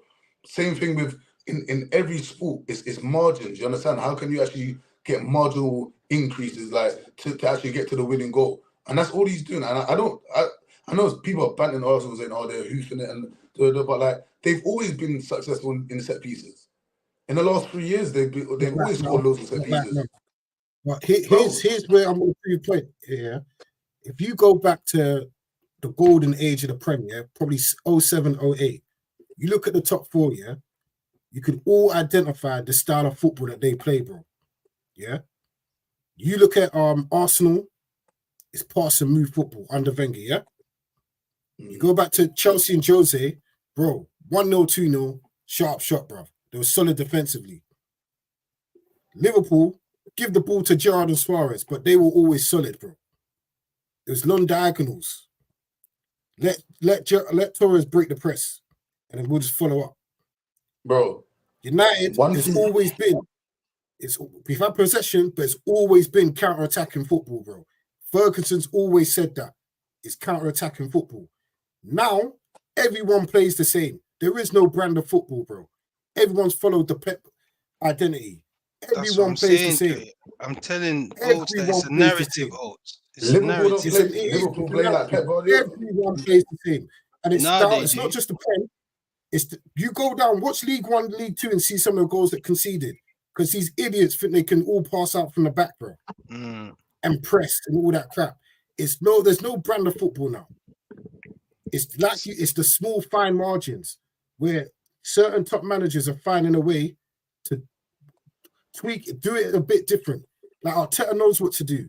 All right, cool. Saka on the right, Ben White overlapping. Oh, if my man, if Saka comes in, Odegaard's there, he'll come play on the right and help out. That's how it is. The little small things now. There's no brand of football. Everyone literally plays the same. Literally. Because you have to look at it this way, yeah? Think how many, like they call it now, maverick ballers there are now in the Premier League. There's virtually none. There's virtually none. You go back, I saw a video the other day of like goals of the season from 2007, 2008. The majority of them were screamers, bro. 20, 30-yard screamers. Football's changed, man. Do you see that now on the Prem? Football's Everyone was changed. gassed to see that Duran goal from Aston Villa the other day. You know why everyone was gassed? Because you barely see that now. You barely see that now on the Prem. Every goal that you see now is a well-worked goal and it's a cutback.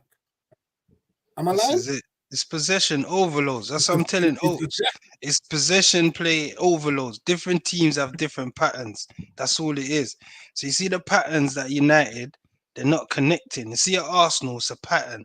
You see Odegaard, you see Saka do the same thing. These goals, like Dre said, is always repetitive. So it's a system, Oaks. It shows you that's a system because man's doing the same thing over and over again. It's repetition. Practice makes perfect. So that's all it is. Our thing is new. Zerski's new. Delit's new. Ugarte's new. And last season, there was new man again. That's why the lads are not. I'm showing, man. Obviously, we're down now, lads. We're in the dumpsters. We're in the mud. I agree. But I'm just telling you, bro. Like, everyone goes, it's a process. It is a process. It takes time. I know it's cliche, but it takes time. You see, for example, let's talk about Chelsea for a minute quickly. Everyone's like, rah, Chelsea's turned the corner. No, it's just that the players had time to bed in, bro. He didn't really change the team much. This season, most of the signings are on the bench. You get what I'm trying to say, Dre? So man's got that squad now. They've gelled now. They've been there 2 seasons now. So he's going to get better results. That's how football is, bro. Just give our players a bit more time, man. The shirt weighs heavy, bro. Zerski, he should have scored. I know everyone's saying Tottenham's over. Kobe gave him one. That's what I'm trying to tell, man. Kobe, quick feet. There you go, Zerski. He can't finish his dinners. That's football, bro. Like you say, it's fine margins. You scored that, it's a different game. That's how it goes, man. Don't worry, lads. I've got faith and I got belief in it. Come on. I said we was going to win the league from ground zero. Because we got the players. We got everything, lads. Don't worry. We're cooking. Trust you're cooking. Mate, I know you ain't going nowhere. Dre, I know this. That it sounds mad. I already said Ten Hag should have got sacked from when he got rid of Cristiano Ronaldo. You man know this already. I said he should have got sacked from when he gave Mason Mount the 7. I said he should have got sacked. Bro, we just released an iconic kit for Georgie Best. It's got number 7 on it. We turned up against Totti. Yeah, you saw everyone wearing it. The number 7's iconic at United, bro. And our number 7 is on the bench.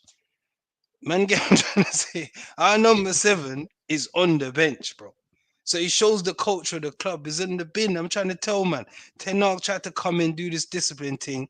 Bro, forget that. I'm telling you, in every team, and I tell, man, when he had the madness with Christie, I show the lads, I say, lads, go on, read the books. Read Giggsy's book. Read Roy Keane's book. Look how Fergie treated Eric Cantona, bro.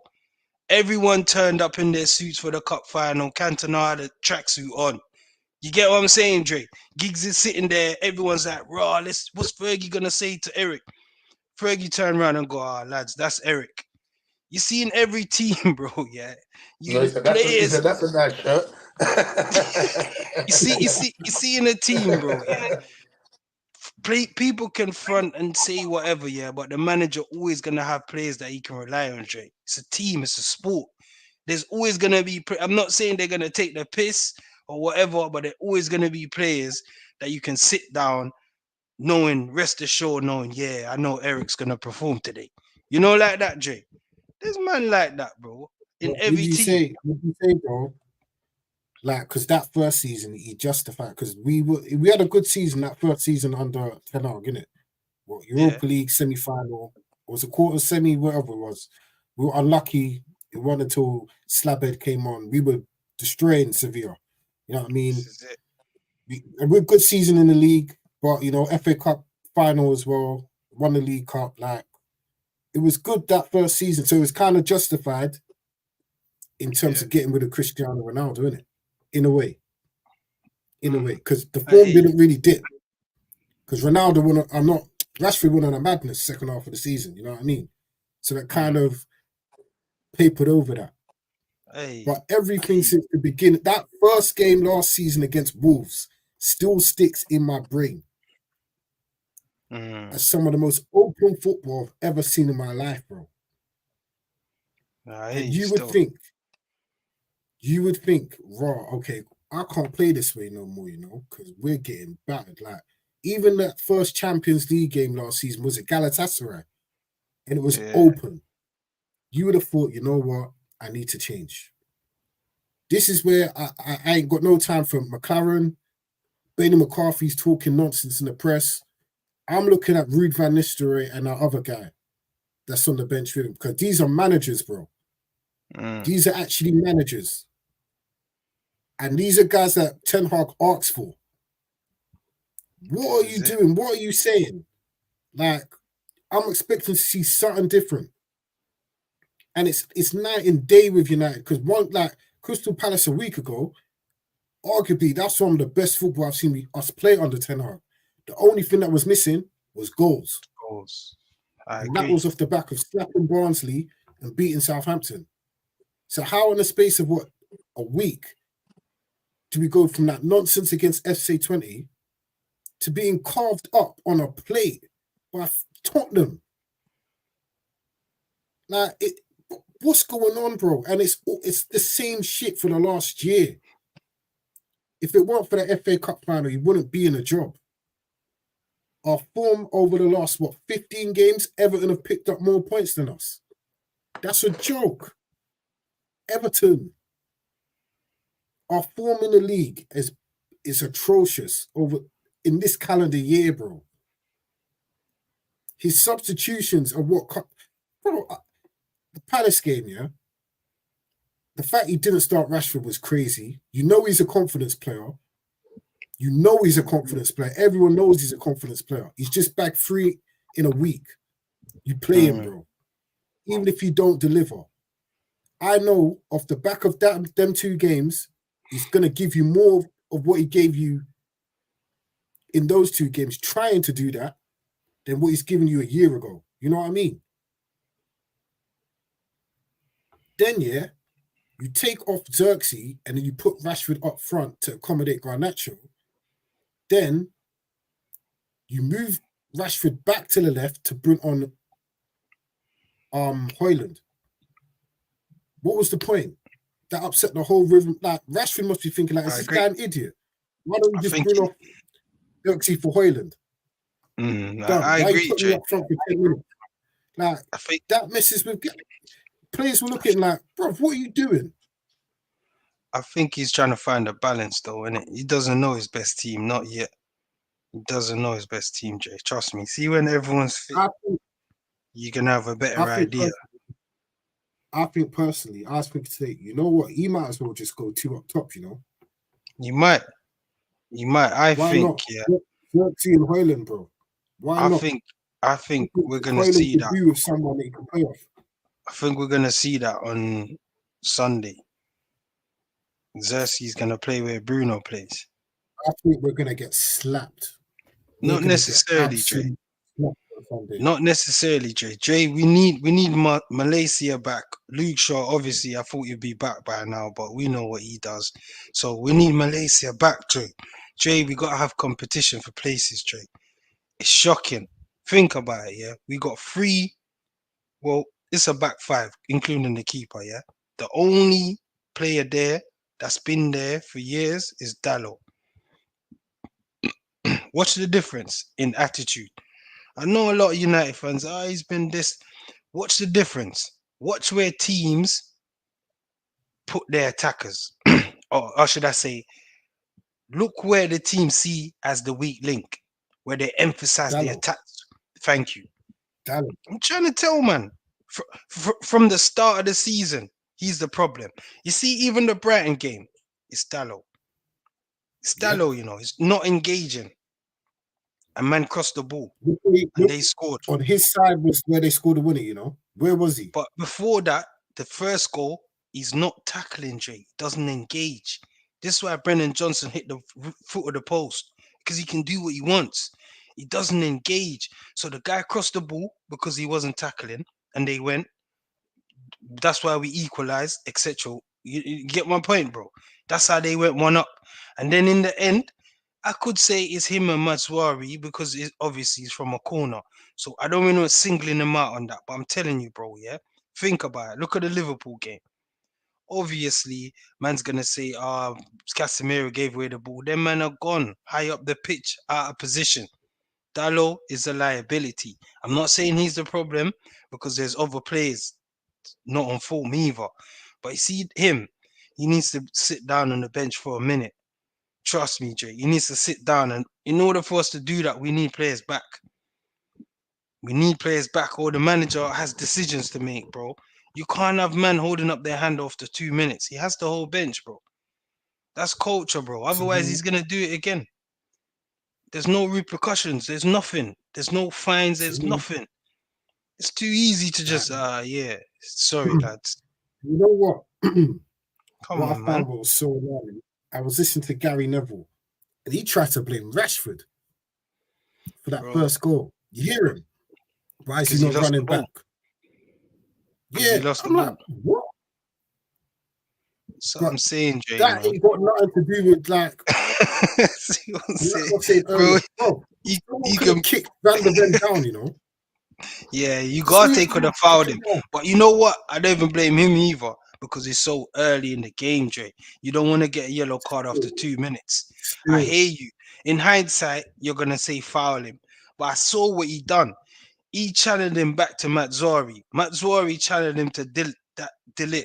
So they're thinking Delit's gonna stop the cross. If not, Dallo should be there, Dre. And Dallo's cheating, Dre. Dallo's cheating, Dre. Delit's so reactionary, bro. You gotta be anticipating that. That to me was one of the worst goals I've ever seen conceded by United, bro. This is what I'm saying. It's a catalogue of errors, bro. But there's a reason why Dallo, thank you, held up his hand. He tracked him for about 1 second, then gave up. Then when the ball went in, listen, as I said earlier, that was the Keenan them, man. They would have gave him the riot act at half. That's a fine, bro. That's a fine under Fergie. Fergie's fining you 2 weeks' wages for that, brother. You're not seeing man on the bench for the next game. Thank you, bro. See what I mean about culture? These men are to get away with murder. They do it all the time. And that's on Ten Hag, bro. That is one. Because if that's me, bro, I'm getting a left back from the youth team. Bro, how long have I been saying play Martinez left back? But no one's listening to me. Eventually, Ten Hag's gonna do it. He's gonna do it. Eventually, no player feel comfortable in their position, let alone not even a captain. Like you see what he does, and this is Ten Hag's fault, yeah. Because he's got favourites.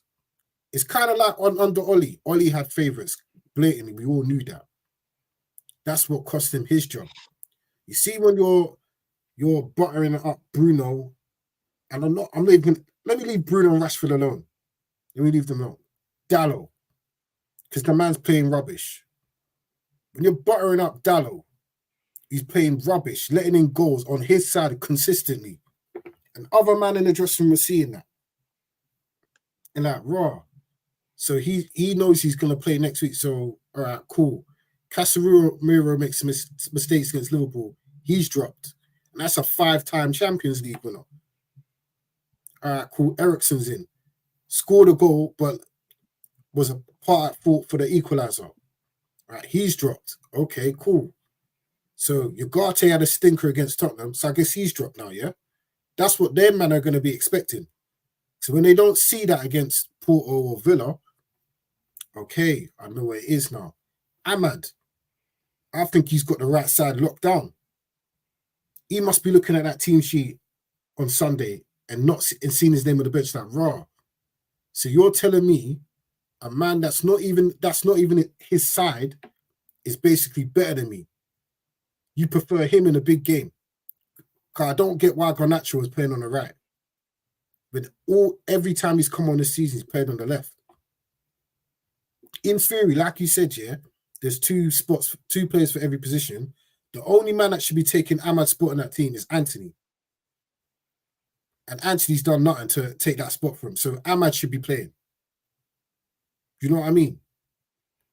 The only two people I should be seeing on the left are Garnacho or Rashford.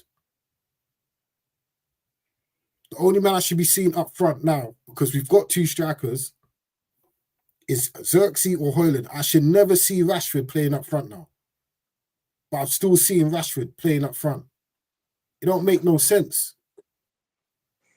You take off Xerxes when the red card happened, but you put Rashford up front. If I'm Højlund, I'm thinking like, wait, so why am I not coming on? Rashford must be thinking, oh, here we go again, up front. He knows I could understand that. I could understand that, Drake, because obviously we're playing 10 man. You need pace in it. We're gonna boot it. He's gotta chase it, man. Let him run until his legs are gone. We bring on, you know what I mean? We bring on Højlund. That I could understand because we're down in it. We're against it. We're up against it. So we need a little bit of pace up front because Højlund ain't gonna chase lost causes like Rashford. Do you know what I'm saying? So I understand that tactic. Yeah, they can just boot it and Rashford would chase it. Yeah, he was, man. He was chasing lost causes. When I say lost causes, I mean just hopeful balls. Nothing balls. He's just running around. You need that energy, man. Højlund is more into feet. It's more, you know what I mean? He's not going to chase anything. So I'll allow the manager on that aspect. But I hear you, bro. He's trying to figure out the balance of the team, innit, Drake? He's trying to figure out. And then another one, subbing centre backs after like 70 minutes in a game where the result's not secure. Like, bro, why did he take off Maguire for De Ligt against Brighton, fam? And De Ligt's all chasing shadows for the winner for Brighton, fam. You know what I mean? Like, he's like he's a science teacher trying to experiment with all these different chemicals, bro. He don't know what he's doing. Like, do you know what? Yeah, I said it. You Sunday see me, over, bro. See me, yeah. I'm always gonna be a fan of managers that played the game. And I heard Cristiano Ronaldo made this point, yeah. He said it in an interview with Rio. He said, all the top managers they've actually played.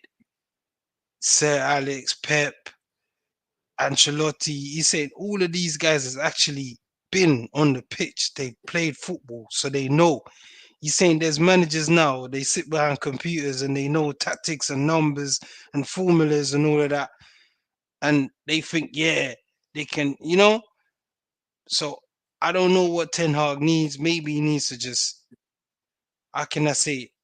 He needs to just scrap his whole mantra. Everything that he's trying to do now, just scrap it, yeah? And just work with what he's getting from upstairs and just coach the team, bro. However Ashworth wants to play and however Ineos wants to play, they will let him know and just coach the team. Real talk, Jay. Like, he's doing too much thinking, too much. Just simplify it, bro. Get the instructions from up top, coach the team. I'm telling you, bro, we'll be all right, you know, Drake. Because you see the players are there. I know you lot don't believe in them. These men are young. Højlund's young. Zerski's young. These men are young, you know. Mazzori, he's only said that earlier, bro. That was one of my main points before. Man, he young, bro. Man, so, saying he's got his team, bro. He signed 16 players and spent £600 million, bro. So if you got the players there, regardless if they're young, bro, and they need better, we're not seeing like. See when you're saying like we're dependent on Kobe to turn and carry the ball out, yeah. Why are we not like? I know Casemiro's had a bad season last season as well, right? His first season was brilliant, yeah. but we're not seeing Mason Mount do that. We're not seeing Bruno do that. And I've said this before, listen, I'm not on the bandwagon of hating Bruno, right? I think the reason why Bruno's playing bad now is because he's in a terrible team. Yeah. When he first came in, he was doing these things, getting goals and assists. He's still one of the most creative players in the league. Not because it's fluke, it's because he creates. You understand? Yeah, I hate the Hollywood pass. I've said this before, Ten Hag. I've said this for years. I'm a critique kind of person. Like when I look at, that player is good, but how can they get better? Even with the best players, right? So even when Bruno was getting the goals and assists, I was like, one thing he doesn't do, he doesn't beat players. He doesn't carry the ball, right? And I've said this for years. I can vouch, right? Get people to vouch. I've always said he doesn't carry the ball. And when I say carry the ball, you see Odegaard. I had the same conversation with my boy the other day, right? You see Odegaard do it, right? Just to beat a defender. Let's say it's a 4v4, right? And it's not a counter attack, it's just a 4v4. The ball, Ugarte passes to Menu passes to Bruno, it's a 4v4, right? And when Menu passes the ball to the midfield, when the 8 passes the ball to the 10, right? You see it with Odegaard, you see it with Kevin De Bruyne. You don't have to be the best player to run like Messi when you're running Messi. I'm not saying hands have to do that, right? I'm just saying just drop a shoulder. You don't play ball, just drop a shoulder. How much times I'm starting to see Bruno do it now, but just drop a shoulder. Defender goes this way, you go that way. Guess what? It's a 4v3 now. I don't see Bruno creating those kind of chances. Yeah, he might do the Hollywood ball. That's why his chance creation is so high because he's always doing a mad Hollywood ball. But I'm just talking about dropping a shoulder. It's 4v4. Drop a shoulder. Defender goes that way. You go that way, and it's a 4v3 situation. The defenders don't know where to go because you got Hoyland running that way. You got Rashford running that way. You got whoever. You got your opposite. You got your forwards now in a better position because all you've done is drop a shoulder, And I remember a couple of weeks ago, I'm sitting with my boy, right, watching the Arsenal game, and Odegaard done it. And I said, see that, what Odegaard just done? That little thing. If he does that I swear to you, Odegaard does that about 6 times in the game, Not running through whole heap of players, just literally dropping the shoulder, fainting, a dummy. Literally. And that's what I'm trying to say. I'm not on the bandwagon of hating Bruno. I'm just saying, why do Man United, and going back to your point, Dre, we need a manager, not just a manager, we need a coach.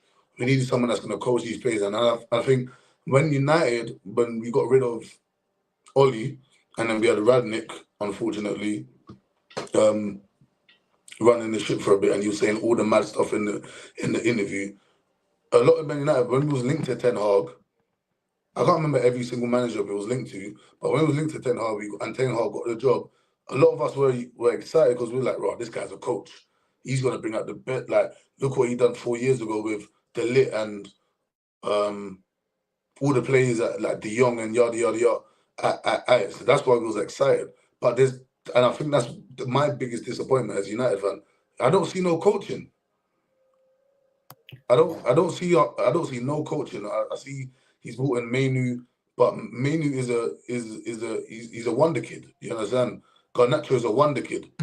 So yeah, that's all I want to say. I see coaching. I just don't see what he's trying to do. He can't do it in this league, bro. He's got to have a plan B. He's beating a dead horse. Is what he's trying to do.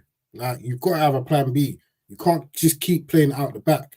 Like Paul said, we just keep getting caught out from the back. Knock it long. Simple. That beats the press, bro. If you can't play out from the back and it's not working, knock it long. Get yourself up the pitch. I don't get why every team seems to think they can play out from the back. It don't make no sense, bro. Just knock it long. Simple. You should have a plan B.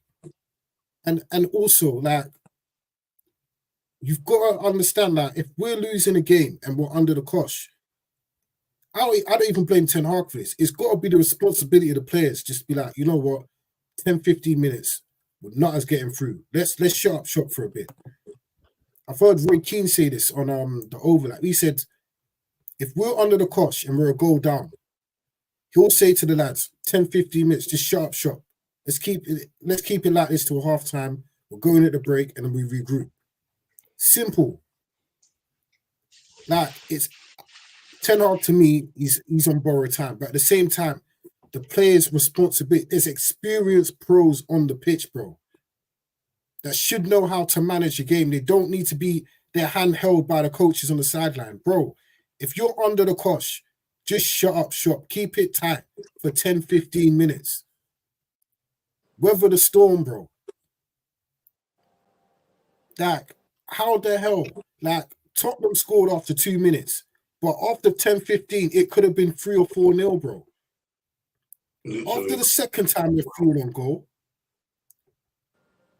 Martinez, De Ligt used to captain Ajax, bro. Martinez is one of the dressing room leaders, apparently.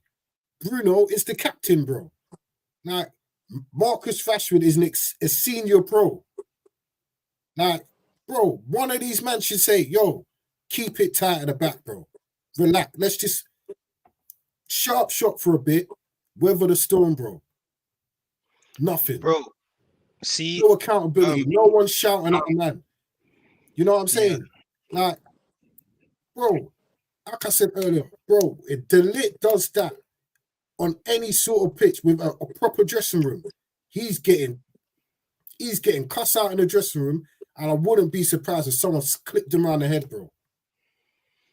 Bro, Because what's the that there difference? after 2 minutes is What's criminal.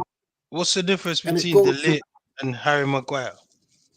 There's no What's the difference. difference? Because all I saw De Ligt doing was doing exactly This what is Harry Maguire done. now Gets you the see ball, why I knocks say it, now, cross all the way to Rashford, bro. now you see why I say Lenny Yaro. Right. Now you see why I say Lenny. Like De Ligt, I'm just working with him for now. I'm not the biggest fan of De Ligt, but Lenny I can work with. Yeah, I can work with. Ten Hag needs to, that's a diamond right there. Be careful with that kid. But watch this now, Dre. Yeah, Pablo made a valid point, and this is the point I'm trying to tell you. Arnie Sloth went down there and he's opened a can of worms. So Totti goes there, do the same thing. Let's see what happens when we play at home again. Because teams are gonna come there and we can't beat the press straight. It's like the fans get on Bruno's back, yeah, but Bruno Fernandes don't really want to be receiving the ball there. He doesn't.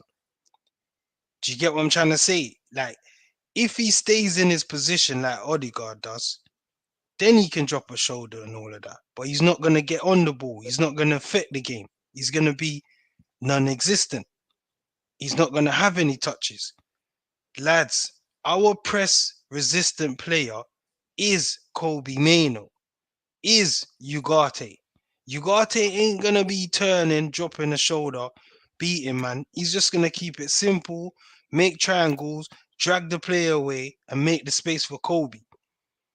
You see, when Kobe Mainoo have a bad game, United fans water under the bridge because he's out the academy. So no one gets on his back for now, because it's similar with Rashford when he first came in the team. But bro, you see, for me, it's accountability. You gotta affect the football match. So this is why we differ on Bruno Fernandes, because some man would be like, oh, you know what, the Hollywood passes, da, da, da, da. That's where football's at right now. You see, Bruno Fernandes, for me, he's a throwback. Players like that ain't about no more. It's all system players, simple passing. They don't really do nothing. They recycle the ball. People like that. That's why they like Ahmed. Ahmed don't really do nothing. He don't affect the game, but he don't lose the ball. So that's what I mean when I say, you see, football's like that. Ahmed, defensively, structural-wise, is better than Garnacho, because Ahmed won't try anything. He won't. I'm being real. You see, Garnacho, he will just try. He will lose the ball. He will have a goal. He will do what he wants to do. That's the difference between an average player and a player that's a star. You see, a star, this don't... see, for Ahmad, this weighs on him. Man, get what I'm trying to say? Like, it weighs on him. So before he goes forward, he's gonna turn back and recycle it, pass it in midfield, pass it to the left back. Watch the difference, lads. What I'm trying to say to you, Bruno Fernandes is the same. He's the same as Kevin De Bruyne. De Bruyne does it, but it's the difference is, yeah, with De Bruyne, he's around stars, and this is why when Bruno Fernandes is playing for Portugal, it's a different player. Because you see, when you're in a team, yeah, the onus is on you. So if I'm in a team and I can't get the ball and I'm in the 10, I'm frustrated. So now I drop in midfield. What do you think I'm doing straight away? I'm looking for my strikers. Do you understand what I'm trying to say? I'm looking for my strikers. You see, when you trust a team like Arsenal, Odegaard, you trust his teammates. You just pass the ball to Gabriel, go back in my position. It will come to me. Be patient. You can't be patient at United, bro. Because Dallo will get the ball like he did against Tottenham. He lost the ball like 6, 7, 8 times. Simple passes, bro. You can't even pass to the man in front of him. Similar. But even Bruno can't even do simple passes though. All of them. This- All of them. Wasn't just Dallo. Nah, Let's nah, keep lads. it real. Watch Nah, the build lads. up play for the first goal Tottenham scored. Simple pass for Garnacho who's through. Nah, What happened? Garnacho. That's not simple pass, Jay. He's running off. He's running Oh off my before the ball God. will come. He's running off, Dre. He's running off. If I make a pass to you to feet, yeah, or I make a pass for you to run in behind, it's two different passes, you know. He's expecting the That's ball to not run a in hard behind. pass, bro. No, For Dre, Bruno, you're not for hearing what I'm Bruno, saying. It's a that's not a hard misunderstanding. ball, bro. It ain't. Garnacho ran off, Dre. Do you get? He ran off. He's expecting the ball over the top or the ball in behind the space. So he's Bruno running saw off. him run off. Then the ball's Bruno to feet. saw So him run now off. he's trying to go back. The defender told it. That's all it is. Bruno played it into Nah. feet, but he ran off. That's all it is, you know, Dre. I'm telling you, bro. If Bruno you watch saw it the again, man make the run. you see what I'm trying to say, And you bro. know where That's he's running to. inexperience. You see that? That's inexperience. Not It's chose not, my bully, that's you a know. poor ball. That's inexperience, bro. And that's another thing about link and training. You got to link with your players, bro. There's signals. When I'm on it feet, there's a sign that I show you. When I'm gonna pass it feet, there's a sign that I show you. Bro, these things happen, Jay. You see when man goes to the games, you hear them talk, you hear them say it, you will see it live. I'm telling you, bro. If a man say to feet in the space, it's a two different pass, Jay. You run off. So he's running off with the defender, then the ball came to feet. So now he's stretching to toe it.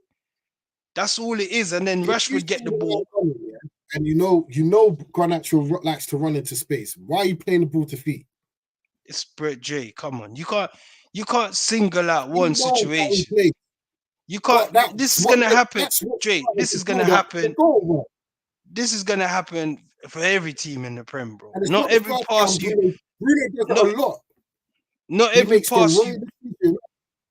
He not makes the every wrong pass you decision. pass, yeah, is gonna be perfect, bro. I'm telling you, Even it's gonna Palace, happen. yeah. Even Crystal Palace, yeah. He's on the edge of the box. He's literally got the whole goal to aim at. Why is he shooting with the outside of the boot? True, That was man. You can't, bro. damn cracking. You Was can't he say, sniffing? bro.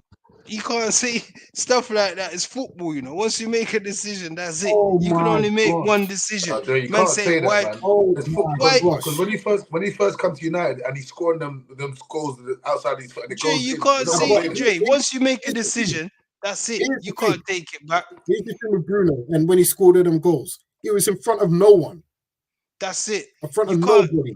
You can't single out like There in was no every chance. football match, Dre. You can say that. You can say the same thing. You can say, Bruno is living why off did that season why where he did my Cole bagged man? Palmer goals scored. and there's no Cole one Palmer challenging scored him. four. Cole Palmer scored 4 on the weekend. He missed a sit on the same game, and that was More before he than one scored the hat trick. city. I His think decision That's how making, football is. That's that's what I'm football, telling, man. bro. Bruno's You can decision say, making is terrible. for example, you can say, why did he shoot with his right foot? He ain't got a right foot. Just for the Palmer Oh, example, you're using Oates. Do you get Yeah, what I'm oh yeah, saying? it was the right foot. Yeah, yeah, that Yeah, one there. he Yeah. just swung with his right foot. He could have He just slotted it with swung. his left. That's Yeah. what I'm telling Jay. yeah. Once you make a decision, bro, you can't go back on his football. He's made a decision to Oates, shoot. with Oh, hindsight, you can You always say, feel that Bruno can't why with did Palace, man yeah? do? No, I hear what you're saying, Dre. Yeah, but like at the same time, it's like if it goes in, we wouldn't have this conversation, bro. This What? conversation wouldn't There you You happen. go. do And With that's that. the thing. hindsight, No. You do that when with, you're 1 or 2-0 up in it.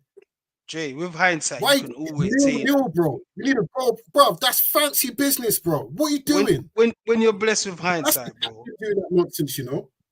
you can always say you should have done this, you should have done that. We know this. That's what we get from hindsight. We can look back and say, why did Bruno pass No. to Garnacho like that? He should have done that, bro. If you For me, you see the man in training every day, yeah. I know Garnacho, when he makes that run, he's looking to go beat the line, bro. Why the hell is Bruno trying to play? That was a shit pass. all Yeah, right, He knew it that immediately. that happened. was a terrible pass. That happened, yeah. That was a terrible pass, bro. Then And that started the build up to the ball, bro.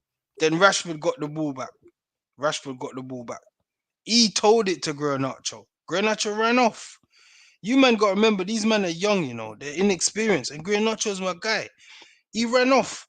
So Rashford told the ball thinking Garnacho, he just looked away, Dre. He's looking to run in. That's how he plays. I tell man, Garnacho's the type of player. He just wants to run in behind. He just wants to score goals. That's the difference between him and Ahmad. Ahmad don't really want to score goals. He don't want to score. There's different type of wingers. Nacho looked away from the ball. Rashford told the ball. Nacho's looking that way. By the time he looked back, the defenders got the ball. So Rashford's like, what are you doing, bro? If you talk about Arsenal, if that's the same situation with Arsenal, Odegaard knows what my man's about to do. Dre, it's not every pass Odegaard pass is complete. Well, this is why I blame Ten Hag. This is why I blame Ten Hag, innit? Nah, Dre, you can't say. Wait, let me finish. Jay, it's rare that you get a player that, When have you seen Rashford and Garnacho play together? It's rare though, Dre, man. That you can't single out one incident because there's gonna be incident even tonight if you watch Arsenal. That somebody might make a pass, and they didn't read it. That's football. I'm just being real, bro. It's part and parcel of the game. How do you think we win balls off Tottenham? They tried to pass it and we intercept it. Or you get what I'm trying to say? We read it. You get what I'm trying to say? Ronaldo, I think the problem is with us here, it happens way too often, bro.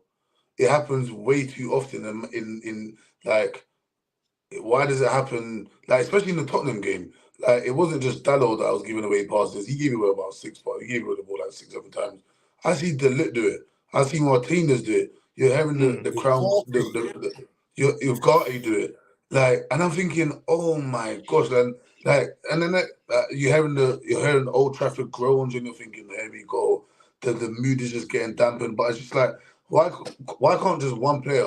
And usually, as I said before you came on the pod, it's 2 players that have been saving us. 2 academy players, Garnacho and Kobe Mainoo. Why are we big Manchester United, depending on 2 teenagers that come from academy? Yeah, like, it's beautiful. As I said before. Can I ask a question? What's Kobe Mainoo done lately? What's he done in the 6 games that we've played? He's done nothing. This is what I'm saying. But you see, football's like that. You see when you're liked. You see when you're liked, yeah. No, bro. You see when you're liked, yeah, and you're chosen, you can't do anything wrong. You get what I'm trying to say, bro? See, Kobe, he can't do no wrong. But at the end of the day, we need him. I said this. I'm not singling out Kobe. I said this, yeah. Kobe, Ahmad, fans are gonna be, Ahmad, bro, we need you, bro. All right, cool. What's the pre, yeah?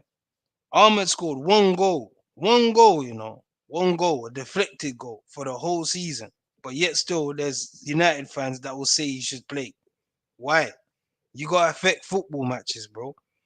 Especially if we're gonna get rid of man like Rashford and all these man. These man needs to step up and start taking responsibility, bro. Kobe Mainoo, Garnacho, Ahmad, Rasmus, Zersky, all these man. You know how many? That's 6, 7 man I've just named. These men need to take responsibility. And now, man's going to see what I'm saying. A lot of fans will say, Bruno Fernandes, he should be on the bench. Well, he's going to be on the bench now for the next 3 games. No, so it's not. That's been overturned. No, but I hear you, Dre, because it wasn't a red. I said it. I know you was upset and you said it's a red. bro, it's blatantly not a red card. But watch the pre, yeah. What I'm trying to say about United, yeah, what we don't understand. We're saying get rid of Bruno Fernandes. Who would you sign, Oaks, for example? Say we get rid of Bruno Fernandes In tomorrow. Bruno's role. Who would you sign? We don't need a replacement for Bruno Fernandes. I was gonna say that, you know, Yeah. I wouldn't even replace him. I'm pushing Manu further forward, bro. Buy another centre Nah. mid. See what I'm saying? Man, I would Jay, sign the striker. I would sign the you said, striker. Ronaldo, I would like you sign the said, striker. the way Bruno plays is not modern to that the every It's other not. number 10, innit? It's The a throwback. fraud. Jay, You're you not know gonna me, get I've another said this. player. He's a loss of a He's dying not breed. enough. So, There's but no here's the thing Bruno with Bruno. Fernandes out there. He's It's so rare, bro. tactically shit. He ain't It's got the rare. wherewithal to like, oh, raw. The midfield's struggling. Let me help him out. He ain't got that in his psyche, innit? yeah. That's what we need, bro. Like he's a like I think he said something like Ollie done an interview where he said, "Oh, I asked Bruno to help out," and he said, "No, that's not in my game." That's his exact response to helping out the other two in midfield. No, that's not in my game. I can't do that. And when you see your midfield struggling and you're captain and you see that, that's alarming, bro. Jay, that's See a myth, Bruno, man. Go on, yeah. That's a Ollie myth. said Still. it in the interview. Nah, but because he's played 6 for the team. He's played 6, he's played 8. He's played everywhere in the midfield. Left, he's played right. But what I'm saying is, yeah, you see Bruno Fernandes, yeah, he's the type of player that we'll see back in the 90s. You see KDB, he does what Bruno does, you know, but it's a difference, like I say, in quality. You see Odegaard, Kobe Mano, these men don't pass 70-yard passes, bro. These men, it's rare. Kobe Mano's my guy, and I've watched Kobe come out the youth system. That's not his game. That's not his game.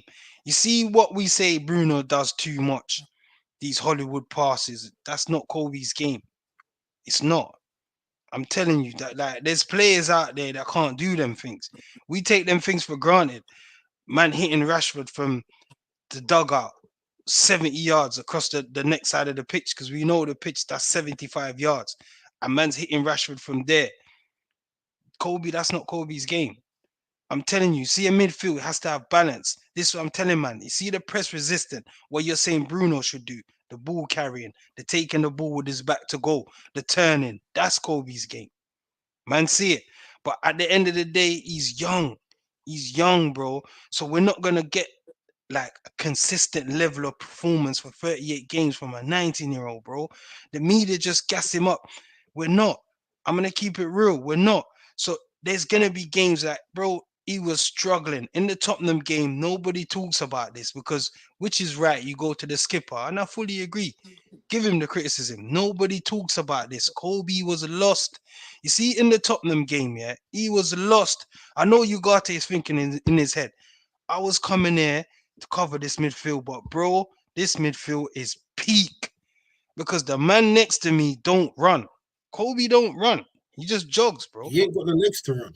He He doesn't ain't got the run. legs. And Dre, you know, I Yeah. told you this from when Ten Hag's playing him 6. I said the brother is slow. He don't run. But He's not a dynamic player. You know what But I'm here's trying the to thing, say? yeah. You look at all the midfields, yeah, in the middle, it's free. It's free. United is just 2. Because Bruno don't help. Bruno's doing his own thing. And like when you like you just said, Jay, I've always said Manu's not an athlete at all, bro. So when he was playing with Casemiro, he can't even barely jog. You could easily see the midfield getting overrun.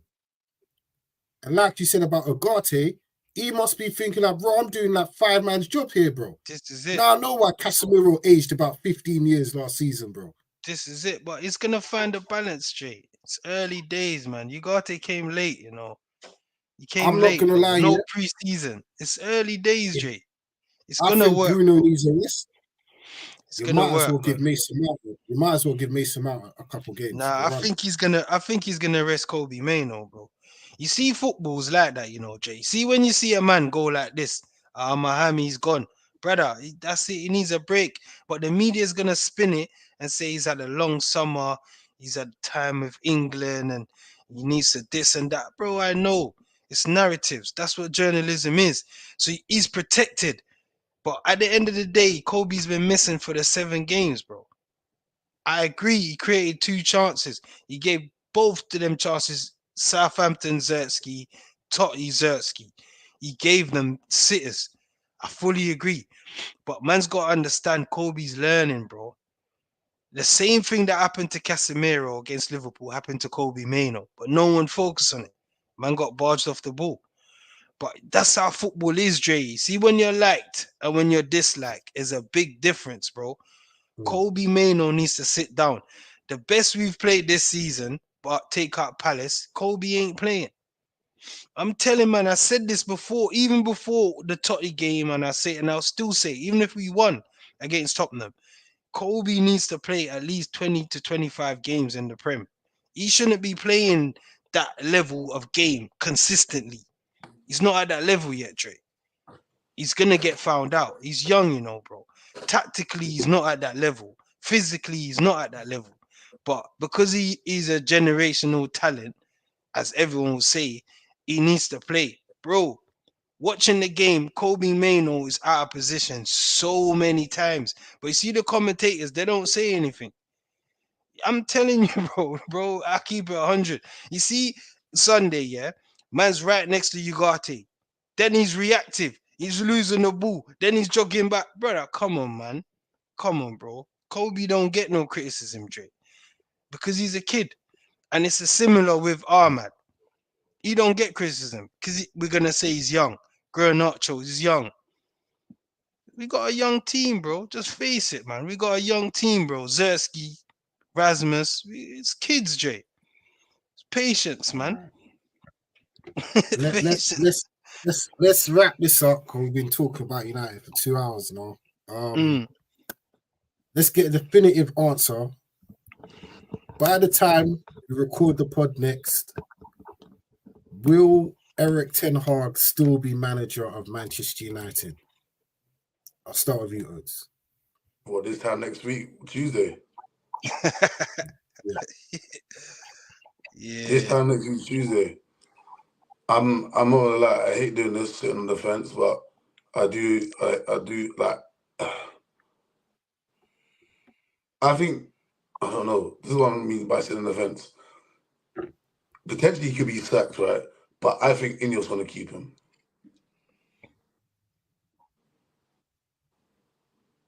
Okay. Ronaldo. My bro, Well, you you've said already it know. before. Yeah, you already know. You already know what I think. I don't think he's gonna get sacked anytime soon. But obviously, if results keep going against him, it will get sticky. But I don't think Ineos is gonna be reacting like, you know what I'm saying, off these results. They've already put a plan together. They've signed players together. He's just started working with Dan Ashworth. So I can see Ten Hag being there until summer, next summer at least. Sorry, lads. He's going to be gone by Monday evening. Honestly, I think. Yeah. The murmurs coming out even before the Tottenham games that the performances have been concerning. Boy, I think if they lose badly in one of these next 2 games, and it's possible away at Porto and away at Villa, I think he's gone. I really do. I think he's on borrowed time. Even if he's not gone after this weekend, obviously it's international break as well. Perfect time to get a new guy in. The next game in the league will be Brentford. Nice little start for a new manager to come in, get his feet under the table and that. You know what I mean? There's another international break in November. He'll be on borrowed time. He will not be managing United come Christmas. And that, I thought Andrew would be the first one gone. I still don't think he's fully out of the woods yet. But yeah, it's too wishy-washy with Ten Hag. You know what I mean? And that performance, and it wasn't even the fact of we were down to 10 men. It was the performance with 11 men that was alarming to everyone. I've never seen Old Trafford so empty after 70 minutes, let alone 90 minutes. And any of us are watching that. So to me, thanks Tarek and Ten Hag for the 2 trophies. Cheers, mate. I will never forget that day in May where we won the FA Cup because I weren't expecting that. I was on the piss. Thanks to you, Eric Ten Hag. Thank you. But eras come to an end, like he said when he first came in, and your era is over. Over and out.